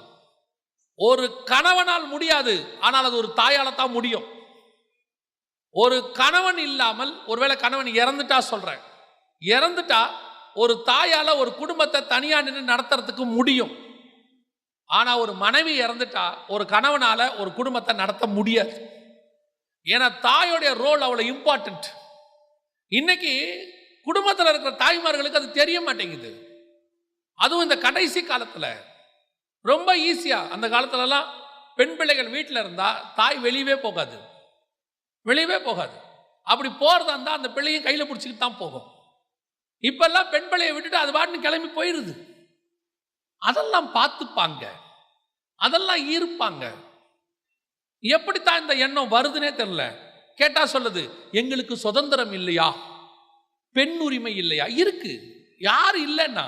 பட் உனக்கு ஒரு பொறுப்பை கர்த்தர் கொடுத்தாரே, உன்னை நம்பி ஒரு பிள்ளைய கொடுத்துருக்கிறாரு. இல்லை இந்த கணவனுக்கு அந்த பொறுப்பெல்லாம் இல்லையா? அதுதான் இருக்காதே. பல நேரத்தில் நம்ம என்ன நினைக்கிறோம், நான் கணவனை குறையா சொல்லலை, கணவனுக்குரிய பொறுப்புன்னு ஒன்று இருக்குது. குடும்பத்தை காப்பாற்றணும், வேலி அடைக்கணும், சம்பாதிக்கணும், எல்லாம் அவருடைய வேலை. மனைவிக்கு ஒரு பொறுப்பு இருக்குது, வீட்டுக்குள்ள இருக்கக்கூடியதான பிள்ளைகளை, அடுத்த ஜெனரேஷனை பாதுகாக்க வேண்டிய பொறுப்பு. பாருங்க, நோவா பேழையை கட்ட சொன்னார் கர்த்தர். எதுக்கு கட்ட சொன்னாரு? பூமியில் உள்ள எல்லா வித்துக்களையும் பத்திரமாய் காப்பாற்றும்படி கர்த்தர் கட்ட சொன்னார். அதான் கர்த்தர் நோவாவுக்கு கொடுத்ததான காரியம். ஆனா நடந்தது என்ன? எபிரேயர் 11 சொல்லுது, நோவா தன் குடும்பத்தை ரட்சிக்கும்படி ஒரு பேழையை உண்டு பண்ணினான். ஆண்டவர் சொன்னது உலகத்தை காப்பாற்ற சொல்லி. அவன் சொல்றான், நான் உலகத்தை காப்பாத்துறேன், முதல்ல யாரை காப்பாத்திக்கிறேன்? என் குடும்பத்தை காப்பாத்திக்கிறேன். எஸ், அதான் கரெக்ட். உங்களுக்கு ஆண்டவர் கொடுத்திருக்கிற ஊழியம், வேலை எல்லாமே மூணாவது. முதல்ல உங்களுக்கும் கர்த்தருக்கும் உள்ளது. ரெண்டாவது உங்க குடும்பம். You must take care of your family. ஒரு நாங்க இருந்த சபையில நடந்த சம்பவம். ஒரு சகோதரி அப்படித்தான், எல்லா ஊழியத்திலும் இருப்பாங்க பாருங்க. அவங்கள பார்த்து ஒரு நாள் ரொம்ப அப்படி நான் பெருமைப்பட்டேன். சே, என்ன அந்த அக்கா இப்படி மினிஸ்ட்ரி இருக்கிறாங்களே. 9 மணிக்கெல்லாம் வந்துருவாங்க, நைட்டு 9 மணிக்கு தான் வீட்டுக்கு போவாங்க. கேட்டால் சொல்லுவாங்க, 10 மணிக்கு இங்கே ஒரு வீட்டு கூட்டம், அங்கே ஒரு காட்டேஜ் ப்ரேயர் மீட்டிங், இங்கே ஒரு தெரு பிரசங்கம், பயங்கரம். ஒரு நாள் அந்த அக்கா என்னை கூப்பிட்டு சொன்னாங்க, தம்பி எனக்கு ஒரு உதவி செய்வியா? என்ன? என் பையன்கிட்ட கொஞ்சம் பேசேன் அப்படின்னு. அவன் ரொம்ப அரகண்டாக இருக்கான், ரொம்ப கொடூரமாக நடந்துக்கிறான், கத்துறான், எல்லாத்தையும் தூக்கி அடிக்கிறான். சரின்னு சொல்லிட்டு அப்போ காலேஜில் செகண்ட் இயர் படிக்கிற காலம், அந்த பையனை பார்க்க போனேன். பார்க்க போனோடனே நான் சொன்னேன், தம்பி அம்மா எவ்வளோ வருத்தப்படுறாங்க தெரியுமா அப்படின்னு. அவன் சொன்னான், முதல்ல அவங்கள வீட்டில் இருக்க சொல்லுங்கண்ணே. நாங்கள் இப்படியெல்லாம் இருக்கிறதுக்கு காரணமே யார் காரணம்? யார் காரணம்? எங்கள் அம்மா தான் காரணம். நாங்கள் வர்ற அன்னைக்கு ஒரு நாள் கூட என்ன கிடையாது, எங்கள் வீட்டில் சாப்பாடு கிடையாது. நாங்கள் என்ன செய்வோம், ஃப்ரெண்ட்ஸோட போய் ஃப்ரெண்ட்ஸ் வீட்டில் தான் நான் சாப்பிட்றேன், ஃப்ரெண்டு தான் கூட்டிகிட்டு போகிறான், சாப்பாடு செஞ்சு வைக்க மாட்டாங்க. கேட்டால் ஊழியத்துக்கு போகும்போது நீங்கள்லாம் எனக்கு உதவி செய்யணுங்கிறாங்க. இன்னைக்கு நிறைய ஆவிக்குரிய குடும்பம், நல்லா தெரிஞ்சுக்கொள்ளுங்க சகோதரிகள், குடும்பம் என்பது உங்கள் கையிலே கர்த்தர் கொடுத்திருக்கிற பொறுப்பு. இந்த குடும்பத்தை உங்களையும் சேர்த்து பார்க்குற பொறுப்பு தான் கணவன் கையில் இருக்குது. அவர் வீட்டுக்கு வெளியே போய் பாதுகாப்பாக இருக்கணும், நீ வீட்டுக்கு உள்ள பாதுகாப்பாக இருக்கணும். நீ இந்த சம உரிமை பெண் உரிமைலாம் நான் தப்பாக சொல்லலை. உங்களுக்கு ஆண்டவர் சம உரிமை கொடுக்க சொல்லியிருக்காரு, அதில் எந்த மாற்று கருத்தும் இல்லை. உங்களை யாரும் அடிமையாக நடத்தக்கூடாது, அதில் எந்த தப்பே கிடையாது, நான் ஒத்துக்கிறேன். ஆனால் உங்களுக்கு கொடுக்கப்பட்ட பிரைமரி பொறுப்பு என்ன தெரியுமா? வீட்டுக்குள்ள இருக்கிற முதல் ஆத்மாவை காப்பாற்றணும். பாருங்க, நோவா பேழை கட்டுறாரு. நோவா சொல்ற விஷனை யோசிச்சு பாருங்க. நோவா ஒரு தரிசனம் சொல்றாரு. யாருக்கிட்ட சொல்வாரு? முதல்ல மனைவி கிட்ட சொல்றாரு. என்ன தரிசனம்? உலகமே அழிய போகுது, உலகமே அழிய போகுது. இதுல ஜனங்களை நம்மளை காப்பாற்றுறதுக்கு ஆண்டவர் ஒரு போட்டு கட்ட சொல்றாரு, நாம ஒரு பேழை கட்ட போறோம். இந்த தரிசனத்தை இன்னைக்கு நீங்க உங்க மனைவி கிட்ட சொல்லுங்க பார்ப்போம். இது 4000 வருஷத்துக்கு முன்னாடி சொன்னது. இப்ப நீங்க சொல்லுங்க, ஏமா உலகம் அழிய போதான், ஆண்டவர் நம்மளை காப்பாற்ற போறாராம், நாம இருக்கிறதெல்லாம் வித்து ஒரு போட்டு கட்டுவோம், உனக்கு எதுவும் பைத்தியமாயோ? அந்த அம்மா கேட்கும் அடுத்த கேள்வி, ஏன் உலகமே அழிய போது, நீ மட்டும் தப்பிப்பியோ? கேட்குமா கேட்காதா? இப்ப இருக்கிற அம்மா கண்டிப்பா கேட்கும். அந்த அம்மா அந்த கேள்வியை கேட்கவே இல்லை. சரி, நோவா சொன்னது நாளைக்கு ஒரு வாரத்தில் 10 நாள்ல நடந்துச்சா? நோவா சொன்னது 100 வருஷம் கழிச்சு நடந்துச்சு. 100 வருஷமும் நோவா சொன்னது அந்த அம்மா நம்பிச்சு பாருங்க, எவ்வளவு பெரிய விஷயம். நோவா சொன்ன விஷயம் அந்த அம்மா என்ன சொல்லுது? நம்புச்சு. வசனம் சொல்லுது, சிலராகிய 8 பேர் மாத்திரம் பேழைக்குள் பிரவேசித்தார்கள். அந்த 2 பேர் 2ஆம் அதிகாரத்தில் இருக்கு. அப்ப அந்த அந்த அந்த விஷன் மனைவி ஏத்துக்கொள்ளணுமே. ஆனா அந்த கணவனுடைய விஷனை 3 வாலிப பசங்கக்குள்ள கொண்டு போச்சு பாருங்க. அந்த அம்மா பசங்கக்குள்ள கொண்டு போனது கூட மாத்திரம் இல்ல, மருமக கிட்ட கொண்டு போச்சு பாருங்க. இன்னைக்கு உங்களால முடியவே முடியாதது. யோசிச்சு பாருங்க, நோவா பேழையை கட்டுறாப்ல எத்தனை வருஷம்? 100 வருஷம். மனைவி அதை அக்செப்ட் பண்றாங்க, ஃபர்ஸ்ட் பாயிண்ட். 2வது பாயிண்ட், அதை தன் பிள்ளைகளுக்குள்ள கொண்டு போறாங்க. 3வது பாயிண்ட், அந்த 100 வருஷமா அந்த அம்மா மருமகளோட இருந்திருக்குது. 100 நாள் இருக்க முடியாது. 100 வருஷம் கட்டி முடிச்சு பேழையை கட்டி இந்த விஷனை கொண்டு போனால அந்த அம்மா ஏற்றுக்கொண்டுச்சுல, குடும்பத்தை காப்பாத்துச்சுல, அதனுடைய விளைவு குடும்பமே காப்பாற்றப்பட்டு விட்டது. இன்னைக்கு நமக்கு அந்த சுபாவம் இல்லையே. இன்னைக்கு குடும்பத்தை நம்ம உடைச்சிக்கிட்டுல இருக்கிறோம். இன்னைக்கு குடும்பம் 2 பெண் பிள்ளைகளை அவ்வளோ சோதமுக்குள்ள அவளை கரெக்டா வளர்த்த தாய். இன்னைக்கு நம்ம என்ன சொல்றோம்? சோதம் அளவுலாம் இன்னைக்கு கிடையாது, நமக்கு அந்த ரேஞ்சுக்கு வந்துகிட்டு தான் இருக்கிறோமே ஒழிய அவ்வளவு மோசம் இல்லை இன்னைக்கு. ஆனால் இன்னைக்கு நம்ம என்ன சொல்கிறோம்? முடியாது, கஷ்டம், என் பிள்ளைங்க எனக்கு கீழ்ப்படிய மாட்டேங்குது, என் பேச்சை கேட்க மாட்டேங்குது, எனக்கு அடங்க மாட்டேங்குது. ஏன் மாட்டேங்குது? Very simple. நீங்க கர்த்தருக்குள்ள இருந்து சொல்லி பாருங்க, கண்டிப்பாக கர்த்தர் உங்கள் பிள்ளைகளை உங்களுக்கு கீழ்ப்படிய வைப்பார். தேவனால் கூடாத காரியம் ஒன்றும் கிடையாது. நாம முதல்ல இருக்கணுமே, வீட்டில் நாம இருந்து பார்க்கணுமே. நாம இன்னைக்கு இல்லை, பிள்ளைங்களுக்கு கொடுக்க வேண்டிய டைமை நம்ம கொடுக்கறதில்ல. இன்னைக்கு பெற்றோர் ரொம்ப பிஸி, ரொம்ப பிஸி. அப்பா ஒரு பக்கம், அம்மா ஒரு பக்கம். எத்தனை பிள்ளைகள், நான் பிள்ளைகளையும் சேர்த்து சொல்றேன், எத்தனை பிள்ளைகள் அவங்களுக்கு நடக்கிற கொடுமைகளை, சின்ன வயசுல நடக்கிற கொடுமைகளை பெற்றோர்கிட்ட சொல்ல முடியாமல் இருக்கிறாங்க தெரியுமா? அவங்களுக்கு சொல்ல முடியாமல் இருக்கிறாங்க. பணம் முக்கியம், நான் இல்லைன்னே சொல்லலை. பணத்தை விட குடும்பம் ரொம்ப முக்கியம். கொஞ்சம் வசதி குறைவாக கூட இருக்கட்டும், ஆனால் குடும்பம் இருக்கணும். வசதிக்காக குடும்பம் போயிடக்கூடாது. இன்னைக்கு நிறைய பேர் வசதிக்காக குடும்பத்தை தொலைச்சிட்டான். வாழ்க்கை வசதியாக இருக்கணும்னு எதை தொலைச்சிட்டாங்க? குடும்பத்தை தொலைச்சிட்டாங்க. குடும்பத்தை கவனிக்காம ஓடி ஓடி ஓடி சம்பாரிச்சு எல்லாம் பண்ணி அத்தனையும் செய்து கடைசியில் என்ன ஆயிடுச்சு தெரியுமா? 55 வயசு 60 வயசுல வீடு இருக்கு, 100 சவரன் நகை இருக்கு, எல்லாம் கார் இருக்கு, டிவி இருக்கு, ஃப்ரிட்ஜ் இருக்கு. குடும்பம் எங்க? Where is the family? குடும்பமே இல்லை. உனக்கு எப்படி ஆவிக்குரிய வாழ்க்கையில் நீ சாட்சி சொல்லுவ? பல குடும்பங்கள்ல டிவோர்ஸ், பல குடும்பங்கள்ல 2வது கல்யாணம். என்ன பண்ணா என்ன தப்பு? யார் வீட்டில் இல்லை, யார் வீட்டில் இருக்கோ இல்லையோ, தேவனுடைய வீட்டில் இல்லை, அவ்வளவுதான். ஏன்? என்ன காரணம்? இதான் காரணம். இன்னைக்கு குடும்பத்தை கொண்டு போய் கொலாப்ஸ் பண்ணி வச்சாச்சு. எப்படி வேணாலும் இருக்கலாம், என்ன வேணாலும் செய்யலாம். ஆண்டவர் சொன்னபடி இருந்தால் தான் பரலோகத்துக்கு போக முடியும். பார்த்துக்கோங்க. கடைசியாய் நான் ஒரு காரியத்தை சொல்லிவிட்டு முடிக்கிறேன்.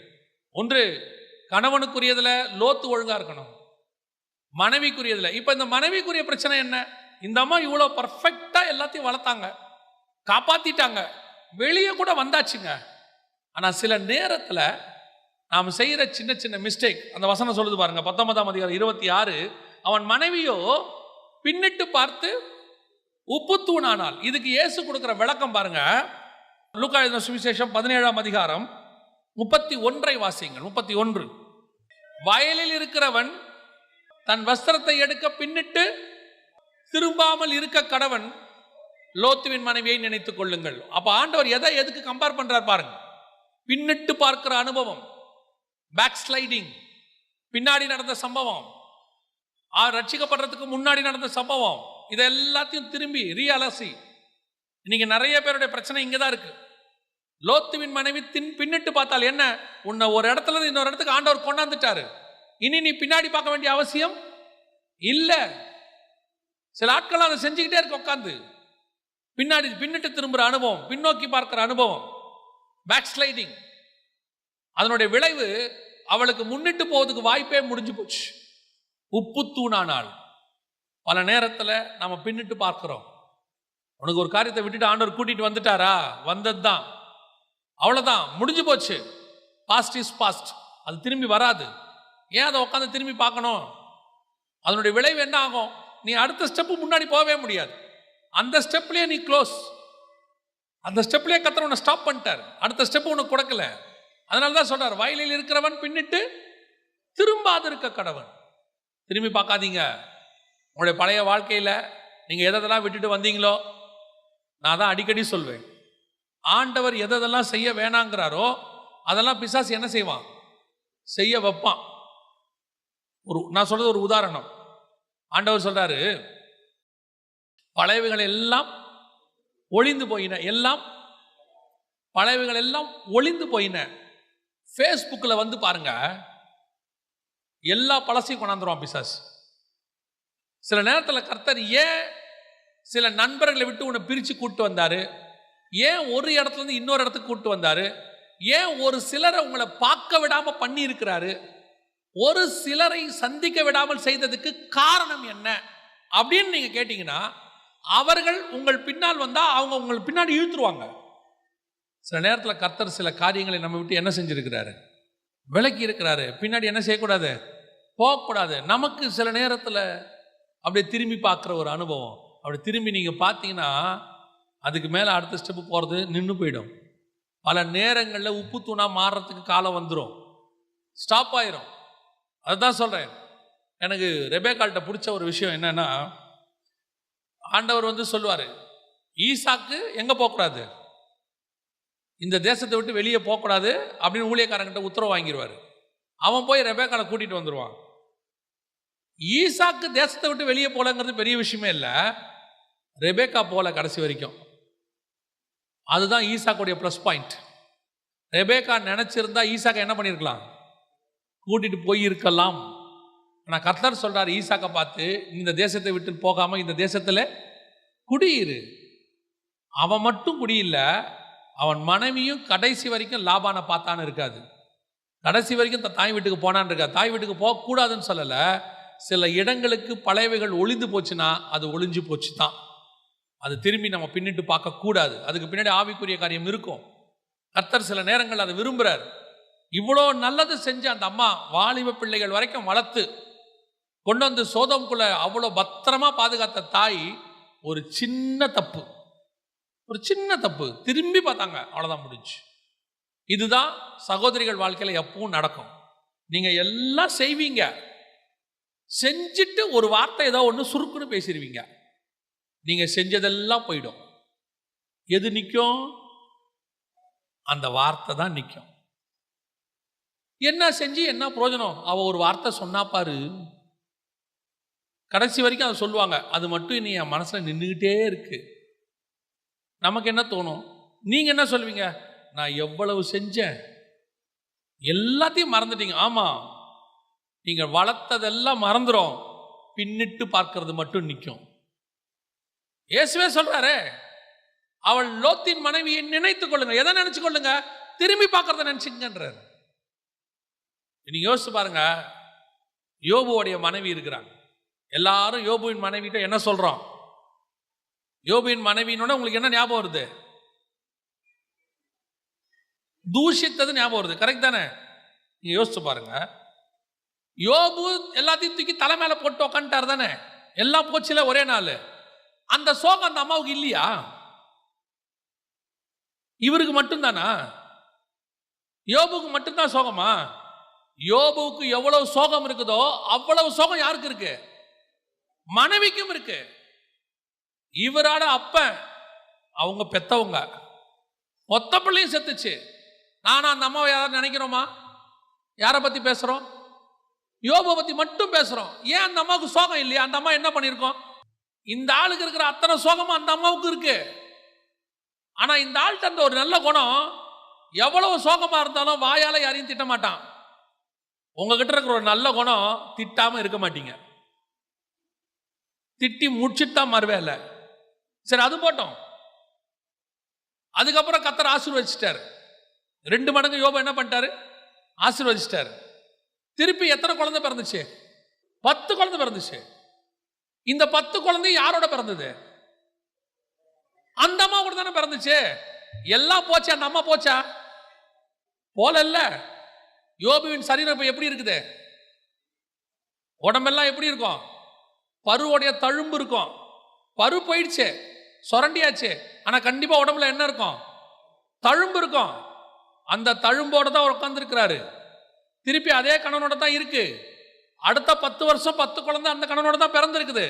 அந்த அம்மா போல அவ்வளோ சோகத்திலையும் கூட தான் இருக்குது. இவ்வளோ நல்ல குணம் அந்த அம்மா கிட்ட இருக்கு. ஆனா எது வருது வெளியே? இது எதுவுமே அந்த அம்மா பத்தி வெளியே வரல. எது வருது? இதையாவது புரிஞ்சுக்கோங்க. இப்பயாவது நீங்க எவ்வளோ நல்லது செஞ்சாலும் குறுக்குன்னு ஒரு வார்த்தை பேசிருவிய. அது நீங்க வாங்கி வந்த வரம். நீங்க பண்ண வேண்டிய ஜெபம், கர்த்தாவே என் வாய்க்கு காவல் வையும். நம்ம கிட்ட இருக்கிற எவ்வளோ நல்ல குணத்தை ஒரே ஒரு கெட்ட குணம் கெடுத்துரும், கெட்ட குணம் மாத்திரும், சாட்சியை வேற மாதிரி காட்டிடும். அதுதான் லோத்துவின் மனைவிக்கு நடந்துச்சு. அதுதான் யோபுவின் மனைவிக்கும் நடந்துச்சு. 2 பேருமே ரொம்ப நல்லவங்க, டெடிகேட்டட். சோதோமுக்குள்ள 2 மகளை சாதாரணமா வளர்க்கவே முடியாது. அந்த அம்மா வளர்த்துச்சு. அந்த அம்மா இல்லாம யோபுவால அந்த 2 பிள்ளைய நல்லபடியா பாதுகாக்கவே முடிஞ்சிருச்சு. ஆனா அவ்வளோ நல்ல குணம் ஒரே ஒரு காரியத்தில் கெட்டு போச்சு. இதை மனசுல வச்சுக்கணும். கடைசியாக ஒரு காரியத்தை நான் சொல்லிட்டு முடிக்கிறேன், வாசிங்க. இது முதலாவது கணவனுக்குரியது. 2வது அந்த குடும்பத்தில் இருந்த மனைவியினுடைய காரியம். மூன்றாவது பிள்ளைகளுடைய காரியம். வாசிங்க 19ஆம் அதிகாரம் ஆதியாகமத்தின் புஸ்தகம் 31வது வசனம் வாசிங்க. நம்முடைய தகப்பன் முதிர் வயதானார், பூமி எங்கும் நடக்கிற முறைமையின்படியே. இப்ப இந்த லோத்துவின் பிள்ளைங்க கிட்ட இருந்த ப்ராப்ளம் இதுதான், ஒரே ஒரு ப்ராப்ளம். என்ன ப்ராப்ளம் அப்படின்னு கேட்டீங்கன்னா, அந்த வசனத்துல ரொம்ப அழகா ஒரு நுணுக்கமா ஒரு காரியத்தை அவங்க பேசுறாங்க பாருங்க. என்ன சொல்றாங்க?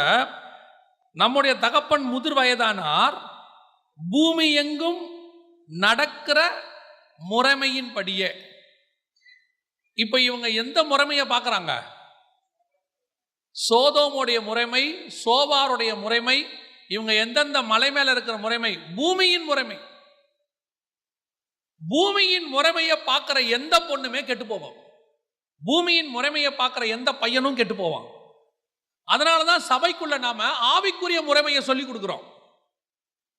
இந்த ஆவிக்குரிய முறைமையை நீ சொல்லிக் கொடுக்கும் போது பூமியின் முறைமைக்கும் ஆவிக்குரிய முறைமைக்கும் ரெண்டுமே எக்ஸ்ட்ரீம்லி ஆப்போசிட். நியாயப்படி இயற்கையா இது நடக்காது அப்படிங்கிறது உலக முறைமை. ஆவிக்கேற்றபடி இயற்கையை மீறி கர்த்தர் நடத்துவார் என்பதுதான் ஆவிக்குரிய முறைமை. வனாந்தரத்துல சாப்பாடு கிடைக்காது என்பது பூமியின் முறைமை. வானத்திலிருந்து மன்னா வரும் என்பது ஆவிக்குரிய முறைமை. செங்கடல் வந்துடுச்சுன்னா அதுல சாகணும் என்பது பூமியின் முறைமை. அதுக்கு நடுவுல உயிரோட நடத்துவார் என்பது ஆவிக்குரிய முறைமை. ஒருத்தன் செத்துட்டானா புதைக்கணும் என்பது பூமியின் முறைமை. செத்தவனை உயிரோடு கூட எழுப்புவது ஆவிக்குரிய முறைமை. புரியுதா? இப்ப டிஃபரன்ஸ் புரியுதா? நீங்க பூமியின் முறைமைய உங்க பிள்ளைகளுக்கு சொல்லி கொடுத்துட்டே இருக்கிறீங்க. ஏன்னா நீங்க கொடுக்கிற படிப்பா இருக்கட்டும், நீங்க கொண்டு போய் சேர்க்கிற ஸ்பெஷல் கிளாஸஸா இருக்கட்டும், நீங்க காட்டுகிற எக்ஸாம்பிள்ஸா இருக்கட்டும், எல்லாமே பூமியின் முறைமை. அங்க பாரு, நீங்க சொல்லும் போதே அப்படிதான் சொல்வீங்க. அந்த பையனை பாரு, அவன் எப்படி படிக்கிறான் பாரு, அந்த பொண்ணை பாரு எப்படி படிக்குது பாரு, அந்த அப்பா அம்மா பாரு எப்படி இருக்கிறாங்க பாரு, அவரை பாரு எப்படி ஆயிட்டாரு, அவர் எப்படி சம்பாதிக்கிறாரு, அமெரிக்கால போன அந்த காலேஜை பாரு. நீங்க காட்டுறதெல்லாம் பூமியின் முறைமை. அப்போ உங்க பிள்ளைகளும் மைண்ட்ல எதை தான் ஏத்துறாங்க? பூமியின் முறைமையை ஏத்துக்கிறாங்க. ஆனா நீங்க எதை ஏத்தணும் தெரியுமா? நான் என்ன படிக்கணும், ஜெபம் பண்ணு, கர்த்தர் ஒன்று சொல்லுவாரு, அதை படி. ஆனா நீங்க என்ன சொல்றீங்க? எதுக்கும் எனக்கு தெரிஞ்சு வருங்காலத்தில் ஐடி தான் நல்லா இருக்கும், உலகத்தில் அதுக்கு தான் நல்ல ஃபியூச்சர் இருக்குது, நீ அதன் படி படி. அது அதுக்கு படிக்க போகுது. ஆனா கர்த்தருடைய திட்டம் அது இல்லை. அங்க போனா உன் பிள்ளை கெட்டு போகணும்னு கர்த்தருக்கு தெரியும். அதனால கர்த்தர் உன்னை போக விடாம தடுக்கிறார். உங்க பிள்ளைக்கு வேற கிளாஸ் வச்சிருக்காரு, வேற குரூப் வச்சிருக்காரு. அங்க போனா உன் பிள்ளை கெடாம படிக்கணும்னு கர்த்தருக்கு தெரியும். உங்களுக்கு பூமியின் முறைமை தேவைப்படுது. உங்க பிள்ளைக்கும் பூமியின் முறைமையை சொல்லி கொடுத்துறீங்க. ஒரு இன்ஜினியரிங்காவது இருக்கணும். ஏன் எல்லாரும் இன்ஜினியர் ஆகணும்னு யார் சொன்னா? இல்ல, நம்ம பிள்ளைகள் ஒரு டிகிரியாவது முடிக்கணும். முடிக்கட்டும். யார் சொன்னா? என்ன டிகிரி முடிக்கணும், எப்படி முடிக்கணும், கர்த்தர் பார்க்கணும். அவர்கிட்ட கேளுங்க. இன்னைக்கு நம்ம பூமியின் முறைமைக்கு வந்துட்டோம். படிக்காவிட்டா வாழ்க்கையில முன்னேறவே மாட்டேன். பூமியின் முறைமை. படிக்காதவனையும் ராஜாவா உட்கார வைப்பார், அது ஆவிக்குரிய முறைமை. கர்த்தர் என்ன சொல்றாரோ அதை செய்யுங்க, அவ்வளவுதான். படிக்க சொன்னா படிக்க வைங்க, வேணாம் சொல்லல. நீங்க சொல்லி கொடுக்கறது என்னன்னா, ஆண்டவரை கேளு, ஆண்டவரை பாரு, ஆண்டவர் என்ன சொல்றாருன்னு பாரு அப்படின்னு சின்ன வயசுல இருந்தே பிள்ளைகளை எதுக்கு லீட் பண்ணணும்? ஆவிக்குரியதுக்கு லீட் பண்ணணும். இப்போ லோத்துவுக்கு முன்னாடி யோசிச்சு பாருங்க. ஆபிரகாம் காலத்துல லோத்துவுக்கு முன்னாடி 2000 வருஷம் ஆண்டவர் எவ்வளோ காரியங்கள் செஞ்சிருக்கிறார். இந்த எந்த முறைமையும் ஆபிரகாம் காலத்துல லோத்துவின் பெண்களுக்கு எக்ஸாம்பிளா என்ன செய்யல, வரவே இல்லை. அதுங்க எந்த முறைமையை பார்க்குது? சோதோமின் முறைமையை பார்க்குது. அப்ப இந்த பிள்ளைகள் என்ன சொல்லி இருக்கணும்? நோவா காலத்துல அவ்வளோ ஜலப்பிரளயத்துல அந்த 8 பேரை கர்த்தர் காப்பாத்தினாரு. அதே தேவன் ஜீவனோடு இருக்கிறாரு, நமக்கும் ஆட்களை கொண்டு வருவதற்கு கர்த்தர் வல்லமை உள்ளவராக இருக்கிறாருன்னு சொல்லணும். விசுவாசத்தை பேசி இருக்கணும். ஆபிரகாமுக்கு ஆண்டவர் இப்படிப்பட்ட காரியங்களை செஞ்சாரு, கூட்டு வந்தாரு, நம்ம அப்பா அவர் கூட வந்தாரு, இதெல்லாம் பிள்ளைகளுக்கு சொல்லி கொடுத்திருந்தா அந்த பிள்ளைகள் ஸ்பிரிச்சுவலா யோசிச்சிருக்கும். பிள்ளைகள் எதை யோசிக்குது? பூமியின் முறைமையை யோசிக்குது. சோதோமை பார்த்தோம், சோவாரை பார்த்தோம், அங்கெல்லாம் இந்த மெத்தட் தான். இப்ப அந்தபடி நமக்கு என்ன இல்லை, இப்போ மாப்பிள்ளை இல்லை. அதனால நாம என்ன செய்வோம்? தவறு செய்யுது. நம்ம பிள்ளைகளும் இப்ப இதே நிலைமையில தான் இருக்குது. என்ன பிள்ளைகள் பார்க்குது? ஒரு ஆவிக்குரிய ஊழியக்காரனுடைய மக என்கிட்ட பேசிக்கிட்டு இருந்தான். பேசிக்கிட்டு இருக்கும் போது அவள் சொல்கிறா, அங்கிள் நான் ஊழியக்காரனை கல்யாணமே பண்ண மாட்டேன் அங்கிள் அப்படின்னு அவள் சொல்கிறா. ஒரு ஊழியக்காரன் என்ன செய்ய மாட்டேன், கல்யாணம் பண்ண மாட்டேன். ஏன் பண்ண மாட்டேன் அப்படின்னு கேட்டேன். நான் எங்கள் அப்பாவெல்லாம் பார்த்துட்டேன். இப்போ பாருங்க, என் கூட படிக்கிற ஃப்ரெண்ட்ஸ் எல்லாம் இன்ஜினியர்ஸு டாக்டர்ஸாக கல்யாணம் பண்ணுறாங்க. அவங்களுக்கு பாருங்க வாரத்தில் 2 நாள் லீவ் இருக்குது, ஜாலியாக வெளியே போகிறாங்க. டீச்சர் பாருங்க வருஷத்தில் 1 மாதம் லீவ் இருக்குது. எங்கள் அப்பா எப்போ பார்த்தாலும் ஊழியம் ஓடிக்கிட்டே இருக்கிறார். அவருக்கு என்ன இல்லை, லீவ் கிடையாது, டைம் கிடையாது, ஏற்ற நேரத்துக்கு வர முடியாது. எனக்கு இதெல்லாம் வேணாம் அங்கிள் அப்படிங்கிற. இப்போ அவள் எந்த முறைமையை பார்க்குறா, பூமியின் முறைமை. ஆனால் அந்த தாயும் தகப்பனும் ஊழியத்தை கட்டி எழுப்பி இருக்கிறாங்க. எத்தனை ஆயிரம் பேருக்கு அவங்க ஆசீர்வாதமா இருக்கிறாங்க, எத்தனை பேரை நரகத்துல இருந்து காப்பாத்தி இருக்கிறாங்க. இன்னும் சொல்ல போனா, நீ படிச்சுட்டு இன்னைக்கு வேலைக்கு போற, உன்னை படிக்க வச்ச வரைக்கும் மொத்த பணமும் அந்த ஊழியத்துல வந்த பணம் தானே. இன்னைக்கு பிள்ளைகளுக்கு எது பெருசா தெரியுது, பூமியின் முறைமை பெருசா தெரியுது. நம்மளே அவங்கள அப்படிதான் ஃபீட் பண்றோம். நம்ம பிள்ளைகளை ஃபீட் பண்ணும் போதே நல்ல ஒரு டிகிரி முடி, நல்ல ஒரு இன்ஜினியர் ஆகு, நல்ல டாக்டர் ஆகு. அவன் சொல்றான், ஆண்டவர் என்ன ஊழியத்துக்கு அழைக்கிறார். ஊழியத்துக்கு வரலாம், ஒண்ணு இல்ல, ஒரு டிகிரி முடிச்சிட்டு வா. ஏன், எதனால? இப்ப நீ என்ன சொல்லி கொடுக்குறீங்க? ஒருவேளை ஊழியத்துல ஒன்னும் உதவலன்னா வேலைக்கு போலான்னு சொல்லி தரீங்களா? ஒரு காலத்துல எல்லாவற்றையும் விட்டு வான்னு சொல்றதா ஊழியம். இப்ப நம்ம சொல்லும் போதே ஒரு டிகிரியோட வா, பைபிள் காலேஜ் முடிச்சு டிகிரியோட வா. அது நான் தப்பா சொல்லல, அந்த காரியத்துக்கே வரல. உலக பிரகாரமா நிறைய பேரு, பையன் சொல்றான் எனக்கு மினிஸ்ட்ரியில அழைப்பு இருக்கு, அப்பா சொல்றாரு நோ நோ நோ, நீ ஊழியத்துக்கு வா, நான் உன்னை வேணும்னு சொல்லல. முதல்ல போய் உலக பிரகாரமா ஒரு டிகிரி முடிச்சுடு. எதுக்கு? அவ்வளோ டிகிரி முடிச்ச மோசேயே திக்குவாயும் மந்தனாவுமா மாத்திட்டார் ஆண்டவர். கமாலியல் பாத்துல படிச்சவனையே ஒண்ணுமில்லாம ஆக்கி விட்டாரு, நஷ்டமும் குப்பையும் என்று விட்டான். கர்த்தர் படிக்க சொன்னா படிங்க. இன்னைக்கு எல்லா பெற்றோருக்கும் ஒரு எண்ணம், எப்படியாவது பிள்ளைய வெளிநாட்டுக்கு அனுப்பிடணும், அமெரிக்காவில் படிக்க வைக்கணும், கனடாவில் படிக்க வைக்கணும். என்ன மாதிரி இருக்கிற தகப்பனை சேர்த்து சொல்றேன், எனக்கு சொல்றேன், எங்களுக்கெல்லாம் ஒரு எண்ணம், எப்படியாவது பிள்ளைய வெளிநாட்டில் படிக்க வைக்கணும். ஏன் இங்க படிச்சா என்ன? பிள்ளைகளுக்கு சொல்லிக் கொடுக்கும் போது பூமியின் முறைமையை சொல்லிக் கொடுக்கிறது. வசனம் தெளிவா சொல்லுது, இந்த பூமியின் முறைமையின் படி. இப்ப யோசிச்சு பாருங்க, ரெபேக்காளுக்கு பூமியின் முறைமையே கிடையாது, ஆவிக்குரிய முறைமை. ஆஸ் பர் பூமியின் முறைமை பிள்ளை பிறக்காது. அந்த ரெபேக்கா கவலையே படல பாருங்க. ரெபேக்கா கவலைப்பட்டான்னு பைபிள்ல இருக்காது. ஈசாக்கு ஜெபம் பண்ணினான்னு தான் இருக்கும், விண்ணப்பம் பண்ணினான்னு இருக்கும். ரெபேக்கா கவலைப்பட்டான்னு இருக்காது. ரெபேக்காளுக்கு தெரியும், பூமியின் முறைமையின்படி எது நடக்குதோ இல்லையோ, ஆவிக்குரிய முறைமையின்படி ஒன்று எனக்கு நடக்கும். அதனாலதான் பிள்ளை வயிற்றில் மோதி கொண்ட உடனே அவன் எங்க போல, ஸ்கேன் சென்டருக்கு போல, ஹாஸ்பிட்டலுக்கு போல, நேரம் எங்க போனா, கர்த்தரிடத்துல போனார், விசாரிக்கும்படி தேவனிடத்துல போனார். அதான் ஆவிக்குரிய முறைமை. இன்னைக்கு நாம பிள்ளைகளை வளர்க்கும் போதே பூமியின் முறைமையை சொல்லி சொல்லி வளர்க்கிறோம். படிக்காட்டி நடுத்தரில் நிப்ப, கொஞ்சம் ஞானமா செயல்படு, கொஞ்சம் எடுத்து வை, கொஞ்சம் சீட்டு போடு, பேங்க்ல கொஞ்சம் எடுத்து வை, வர்றதுல அப்பப்ப கால் சவரனா வாங்கு. ஏன்? பல நேரங்கள்ல நீங்க பூமியின் முறைமையை அப்படியே எடுக்கிறோம். ஆண்டவர் ஒண்ணு ஒரு காரியம் செய்ய சொன்னாரா, ஆண்டவர் சமூகத்தில் காத்துருங்க, உங்க பிள்ளைகள் உங்களை பார்த்துக்கிட்டே இருக்கிறாங்க. இப்ப நம்ம என்ன சொல்லிட்டு இருக்கோம், நம்மளை பார்த்தா நம்ம பையன் வரான். அதுவே நீங்க கர்த்தர் கொடுப்பாரு காத்திருக்கும் போது, கர்த்தர் கொடுத்து கட்டும் போது அந்த விசுவாசம் பையனுக்கும் வரும். அவன் பார்ப்பான், எங்க அப்பா இதை விசுவாசத்துல கட்டினாரு, நான் இதை விட மேலான காரியத்தை விசுவாசத்தை கொண்டு செய்வேன். பூமியின் முறைமையை பிள்ளைக்கு சொல்லிக் கொடுக்காதீங்க. அது ஒரு நாளும் உங்கள் பிள்ளைக்கு யூஸ்ஃபுல்லாக இருக்காது. ஏதோ ஒரு இடத்துல உங்க பிள்ளையை விழப்பண்ணும்.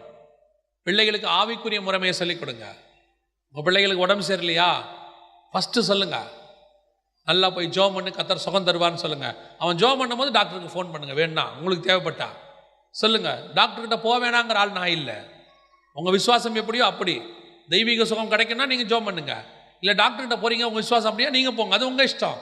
ஆனா பிள்ளைக்கு எதை சொல்லிக் கொடுங்க, ஏசப்பாவை பத்தின தெய்வீக சுகத்தை சொல்லி கொடுத்துட்டு கூட்டிட்டு போங்க. இன்னைக்கு நிறைய பேர் இரும்பின உடனே டாக்டருக்கு ஒரு அப்பாயின்மெண்ட் போடுங்க. பிள்ளை இரும்புது, அவன் 10 வயசுல சொல்றான் ஒரு அப்பாயின்மெண்ட் போடுங்க, என்ன இருமல் வராம இருக்குங்கிறான். அந்த குடும்பத்தில் இயேசுநாதருக்கு வேலையே இல்லை பாருங்க. ஏன்? ஆவிக்குரிய முறைமையே இல்லை, எல்லாம் உலகத்தின் முறைமை, பூமியின் முறைமை. அந்த பூமியின் முறைமை ஒரு நாள் அந்த பிள்ளைகளை சோரம் போக்கிடுச்சு, விழத்தள்ள பண்ணிடுச்சு. இதை பற்றி பேசணும்னா நிறைய பேசலாம். ஆனால் ஒன்று மட்டும் மனசில் நல்லா தெளிவாக வச்சுக்கொள்ளுங்க, கர்த்தர் உங்களுக்கு கொடுத்த குடும்பம் ரொம்ப பொக்கிஷமானது. ஆண்டவர் இந்த பூமியில் எவ்வளவு அழிஞ்சாலும் ஒரு குடும்பம் மட்டும் அழியாமல் பாதுகாக்கணும் என்று விரும்புவார். அவர் ஏதேனை விட்டு துரத்தினாலும் குடும்பமாக தான் துரத்துவார். உலகத்தை அழித்தாலும் ஒரு நோவாங்கிற குடும்பத்தை பத்திரமா வச்சுட்டு தான் அழிப்பார். சோதமை விட்டு வெளியே அனுப்பிச்சாலும் ஒரு குடும்பத்தை அனுப்பிட்டு தான் வெளியே அனுப்புவார். அதே தேவன் தான் இன்றைக்கும் ஜீவனோடு கூட இருக்கிறார். மனுஷகுமாரனுடைய நாட்கள் வருகிறது, சோதமை போல அழிவு பூமிக்கு வருகிறது. அதில் உங்கள் குடும்பத்தையும் என் குடும்பத்தையும் கர்த்தர் காப்பாற்றப் போகிறார். அல்லேலூயா. அதில் இதை நீங்கள் ரொம்ப கேர்ஃபுல்லாக இருக்கணும். ஒன்று, நீங்கள் பாவத்தை விட்டு உங்கள் குடும்பம் கொஞ்சம் விலகி இருக்கணும். 2, நீங்கள் கர்த்தருக்கு முன்பாக எவ்வளோ உண்மையாக இருந்தாலும் சின்ன சின்ன காரியங்கள் உங்களை உப்பு தூண் ஆக்கிரும். ரொம்ப கேர்ஃபுல்லாக இருக்கணும். கடைசியாக, பூமியின் முறைமை உங்களுக்கோ உங்கள் பிள்ளைகளுக்கோ வராமல் நீங்கள் பாதுகாத்து கொள்ளணும். அப்படி இருக்கும்போது உங்கள் குடும்பத்தை ரட்சிக்க கர்த்தர் வல்லமை உள்ளவராக இருக்கிறார். அல்லேலூயா. நாம் ஜெபம் பண்ண போகிறோம் தேவ சமூகத்தில். எழுந்திருப்போமா? உங்களை ஆராய்ந்து பாருங்கள். ஆண்டவர் குடும்பத்தை கொடுத்தது ஆசீர்வாதத்துக்காக. இன்றைக்கி நிறைய குடும்பங்கள் வேறு வழி இல்லாமல் ஆண்டவர் குடும்பத்தை கொடுத்துட்டாரு, வேறு வழி இல்லை, நம்ம வாழ்ந்து ஆவணும்னு ஒரு குடும்பம் வாழ்ந்துக்கிட்டு இருக்கு, ஒரு குரூப். வேறு வழியே கிடையாது, பிரிய முடியாது, வேற என்ன செய்ய, கர்த்தர் கொடுத்துட்டாரு. அது இவ்வளோ துக்கமாக நீ வாழ்கிறதுக்கு கர்த்தர் குடும்பத்தை கொடுக்கவே இல்லை. கட்டாயமாக நீ வாழ்கிறதுக்கு கர்த்தர் குடும்பத்தை கொடுக்கல, நீ சந்தோஷமாக வாழ்கிறதுக்கு தான் கர்த்தர் குடும்பத்தை கொடுத்தார். கர்த்தர் ஒரு நாளும் நீ துக்கமாக வாழ வேண்டும் என்று கர்த்தர் விரும்பவே இல்லை. ஆனால் சில நேரத்தில் உனக்கு அமைந்தது அப்படி இருக்கும். வேலை உங்களுக்கு ஏற்ற துணை உங்களுக்கு நீங்கள் நினைக்கிற மாதிரி இல்லாமல் இருக்கும். பல நேரத்தில் நம்ம அதுதான் நினைக்கிறோம். நான் நினச்ச மாதிரி இல்லை, நான் விரும்பின மாதிரி இல்லை, நான் எக்ஸ்பெக்ட் பண்ண மாதிரி இல்லை. ஆனால் கர்த்தர் உனக்கு கொடுத்ததுக்கு ஒரு காரணம் இருந்திருக்கும். உன் எக்ஸ்பெக்டேஷனுக்காக குடும்பம் இல்லை, கர்த்தருடைய எக்ஸ்பெக்டேஷனுக்காக தான் குடும்பம். கர்த்தர் ஒரு எதிர்பார்ப்போடு உனக்கு குடும்பத்தை கொடுத்துருக்கிறார். நீ பார்த்து டிசைட் பண்ற, இது எனக்கு ஏற்றதா இருக்குன்னு சொல்லி. கர்த்தர் ஃபியூச்சரை வச்சு டிசைட் பண்ணியிருக்கிறார், உன் குடும்பத்தை வச்சு. இன்னைக்கு வச்சு டிசைட் பண்ணாத. ஏதோ இன்னைக்கு இருக்கிற வாலிப பிராயத்தில் உன் கண்களை வச்சு உன் குடும்பத்தை டிசைட் பண்ணாது. சில கிரைட்டீரியாஸை வச்சு உன் குடும்பத்தை டிசைட் பண்ணாது. ஆவிக்குரிய விதத்தில் டிசைட் பண்ணு. கர்த்தர் உன்னை முடிவு பரியந்தம் நடத்துவார். ஒப்பு கொடுங்க ஆண்டவர்கிட்ட. ஆண்டவரை பார்த்து சொல்லுங்க, ஆண்டவரே, எனக்கு நீர் கொடுத்துருக்கிற குடும்பம் ஒரு முகாந்தரத்தோடு தான் கொடுத்துருக்கிறேன், ஏதோ ஒரு நோக்கத்தோடு தான் கொடுத்துருக்குறீங்க. ஒருவேளை சில நேரத்தில் அது எங்களுக்கு புரியாமல் இருக்கும், ஆனால் நீங்கள் கொடுத்ததுக்கு ஒரு காரணம் உண்டு ஆண்டவரே. அந்த முடிவு பரியந்தம் நடத்த கிருபை பாராட்டுங்க. எங்களுக்கு கொடுத்த பிள்ளைகளை நாங்கள் பூமியின் முறைமைப்படி நடத்த வேண்டாம் ஆண்டவரே. உப்பு கொடுத்து ஜெபம் பண்ணுங்க. நான் ஆவிக்குரிய முறைமையின்படி நடத்தணும் ஆண்டவரே. எங்க அனுபவத்தின் முறைப்படி நடத்த வேண்டாம், நான் விசுவாசத்தில் நடத்தணும் ஆண்டவரே. என் பிள்ளைகளுக்கு நான் விசுவாசத்துக்கு ஒரு நல்ல ரோல் மாடலாக இருக்கணும்னு சொல்ல. கடன் வாங்கிறதுக்கு நீ ரோல் மாடலாக இருக்கக்கூடாது. உன்னுடைய தந்திர குணங்களுக்கு நீ ரோல் மாடலாக உன் பிள்ளை இருக்கக்கூடாது. உன் பிள்ளைகள் உன்னை பார்க்கும்போது உன்னுடைய டாக்டிஸ் தெரியக்கூடாது. நீங்கள் கடன் வாங்கிறது தெரியக்கூடாது.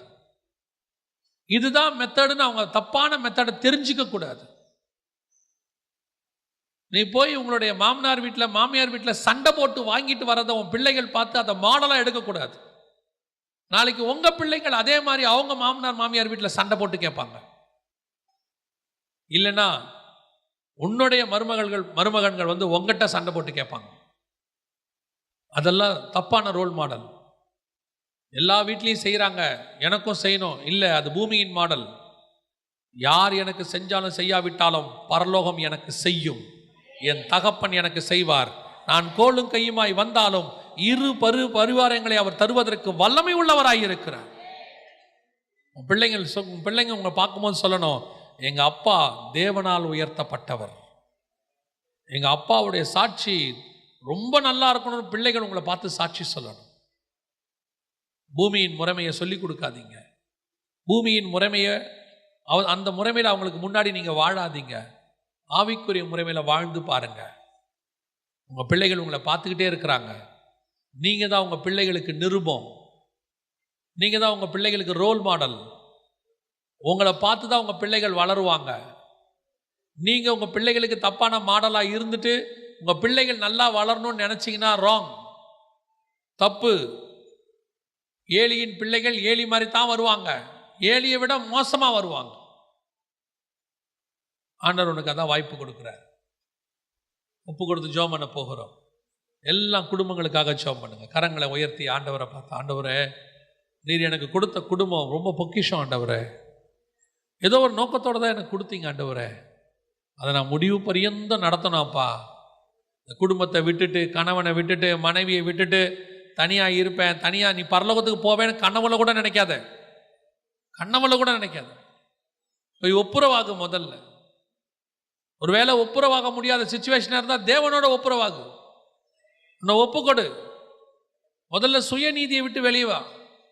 நான் ஒன்றும் தப்பு பண்ணலை, என் மேலே ஒன்றும் தப்பு கிடையாது, அவங்க மேலே தான் தப்பு, அவங்க மன்னிப்பு கேட்கட்டும். இந்த சுயநீதியை விட்டு முதல்ல வெளியே வாங்க.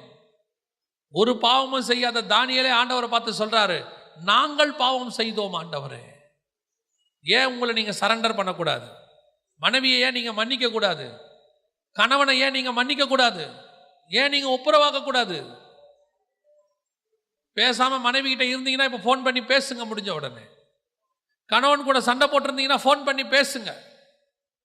பிரிவினை கர்த்தருடையது அல்ல, அது பிசாசினுடையது. கர்த்தர் இணைத்ததை மனுஷன் பிரிக்காதிருப்பானாக. நீ ஒரு சாரி மனைவி கிட்ட கேட்கறதுனால குறைஞ்ச ஒன்றும் போயிட மாட்டீங்க. அப்படி என்ன பெரிய ஈகோ? மனைவி கிட்ட சாரி கேட்கறது தப்பே கிடையாது. நீங்க ஒருவேளை கோவப்பட்டிருந்தீங்கன்னா மனைவி கிட்ட சாரி கேளுங்க. அந்த ஒரு சாரி உங்களை பரலோகத்துக்கே கூட்டிட்டு போயிடும். அந்த சாரி ரொம்ப வேல்யூ, ரொம்ப வேல்யூ. கணவன்கிட்ட ஏதாவது கோபமா பேசியிருந்தீங்கன்னா, நீங்க கோபமா நடந்திருந்தீங்கன்னா கணவன்கிட்ட போய் ஒப்புரவாகுங்க. கணவன் வரட்டும்னு வெயிட் பண்ணாதீங்க. இன்னைக்கு பல குடும்பங்கள் இந்த ஈகோல தான் உடைஞ்சுக்கிட்டு இருக்கு. குடும்பம்னா பிரச்சனை வரதான் செய்யும், வராம இருக்காது. அதை உடனே சால்வ் பண்ணிடணும். சூரியன் அஸ்தமிக்கிறதுக்குள்ள சால்வ் பண்ணிடணும். ஆண்டவர் முழு குடும்பத்தையும் ஆசீர்வச்சிருக்கிறார். நீ என்ன பண்றியோ அதுதான் உன் பிள்ளைகளுக்கு. எப்படி ரோல் மாடல் இருக்கியோ அதான் உன் பிள்ளைகள் வருவாங்க. நீ காட்டுறதா உன் பிள்ளைகளுடைய வாழ்க்கை. உன் பிள்ளைகள் ரெபேக்காலையும் ஈசாக்கியும் படிச்சிருக்காங்க, ஆனா உன்னை தான் பார்த்துருக்குறாங்க. பிள்ளைகள் ஆபிரகாமையும் சாராலையும் படிச்சிருக்கிறாங்க, ஆனா உன்னை தான் பார்த்துருக்குறாங்க. You are the living testimony in front of your next generation. அடுத்த தலைமுறைக்கு நீ தான் வாழுகிறதான சாட்சி. நீ சரியில்லைன்னா உன் குடும்பம் சரி இருக்காது. பிள்ளைங்க எதிரில் நீங்க பண்றது எல்லாம் ஒரு நாள் பிள்ளைங்கிட்ட ரியாக்ட் ஆகும். ஒப்பு கொடுங்க தேவ சமூகத்தில். எல்லாம் இருக்குன்ற பெருமையில நினைக்காதீங்க. வியாபாரம் இருக்கு, பணம் இருக்கு, வீடு இருக்கு, பணம் இருக்கு, நகை இருக்கு, கார் இருக்கு, லேண்ட் வாங்கி போட்டிருக்கிறோம், சாவர வரைக்கும் கவலையில நினைக்காதீங்க. நீ சாகிறதுக்கு முன்னாடியே உன் பிள்ளைகளுடைய வாழ்க்கையில ஆண்டவர் பண்ற காரியத்தை பார்த்து நீ துக்கம் அடைய நேரிடும். நிறைய பெற்றோர் நிம்மதியா கண்ணை மூடுறதில்ல, ஏன்னா பிள்ளைகள் வாழ்க்கை சரியில்லாததுனால. எல்லாம் இருக்கு, ஆனா நிம்மதியான மரணம் இல்லை. பிள்ளைகள் வாழ்க்கையில் ஏற்படக்கூடிய சம்பவங்கள் அவங்கள வேதனைப்படுத்துது. எத்தனையோ 70 வயசு 80 வயசு தகப்பன் ஃபோன் பண்ணி சொல்றாரு, என் பொண்ணுடைய வாழ்க்கை இப்படி ஆயிப்போச்சு, அவளுக்கு ஒரு நல்ல வாழ்க்கை அமைஞ்சா போதும், நான் தான் தப்பு பண்ணிட்டேன், எப்படியாவது என் பிள்ளைக்கு வாழ்க்கை நல்லா அமையணும் ஜெபம் பண்ணுங்கன்றாரு. நீ வாலிப பிராயத்தில் பண்ற தப்பு முதுமை பிராயத்தில் உன் பிள்ளைகளை பாதிக்கும். நீ நினைச்சுக்காத ஆண்டவர் மறந்துட்டாரு, தெரியாதுன்னு நினைச்சுக்காதீங்க. கணக்கு தீர்க்கிற கர்த்தர், அவர் நீதி உள்ள நியாயாதிபதி. தேவன்கிட்ட ஒப்புரவாகுங்க. இன்னைக்கு மனுஷங்கிட்ட ஒப்புரவாகுங்க. காரணம் இல்லாம மனைவியை தள்ளி வச்சிருந்தீங்கன்னா போய் ஒப்புரவாக்கு, கூட்டிட்டு வா. காரணம் இல்லாம கணவனை விட்டு உன் தாய் வீட்டில் இருப்பீங்கன்னா முதல்ல புறப்பட்டு போ. ஒப்பு கொடுங்க தேவ சமூகத்தில். நாம் ஜெபிக்க போகிறோம். கர்த்தர் உன்னோடு கூட இடைப்பட்டு இருப்பாரானால், பேசி இருப்பாரானால், ஆண்டவருக்காக ஆண்டவரிடத்துல கரங்களை உயர்த்தி ஒப்பு கொடுங்க. உங்கள்கிட்ட பேசியிருந்தா, இன்னைக்கு கர்த்தர் என் கூட இடைப்பட்டு இருக்கிறாரு, என் குடும்பத்தோட பேசி இருக்கிறாரு, எனக்கு ஆண்டவர் வழி நடத்தி இருக்கிறார் இன்னைக்கு, அப்படி சொல்றவங்க மாத்திரம் கரங்களை ஆண்டவருக்கு நேராக உயர்த்தி ஒப்பு கொடுத்து ஜெபம் பண்ணுங்க. சர்வ வல்லமை உள்ள எங்கள் தகப்பனே, இந்த காலை வேளைக்காக, இந்த மத்தியான வேளைக்காக உமக்கு நன்றி. நீர் எங்கள் குடும்பங்களை எவ்வளவாய் நேசிக்கிறீர் ஆண்டவரே, எவ்வளவாய் ஆலோசனை கொடுக்கிறீர் ஆண்டவரே. எப்படி ஆகிலும் குடும்பத்தை பரலோகத்துக்கு கொண்டு சேர்க்க வேண்டும் என்று விரும்புகிறீர் அப்பா. எங்களுக்கு கொடுத்த அந்த குடும்பத்துக்காக உமக்கு நன்றி. முடிவு பரியந்தம் நடத்த போற தயவுக்காக உமக்கு ஸ்தோத்திரம். நீர் வரும்போது ஆண்டவரே, நாங்கள் குடும்பமாய் பரலோகத்துக்கு எடுத்துக்கொள்ளப்பட கிருபை பாராட்டு. ஆண்டவரே, பிரிந்திருக்கிற குடும்பங்களுக்காக நாங்கள் செபிக்கிறோம்.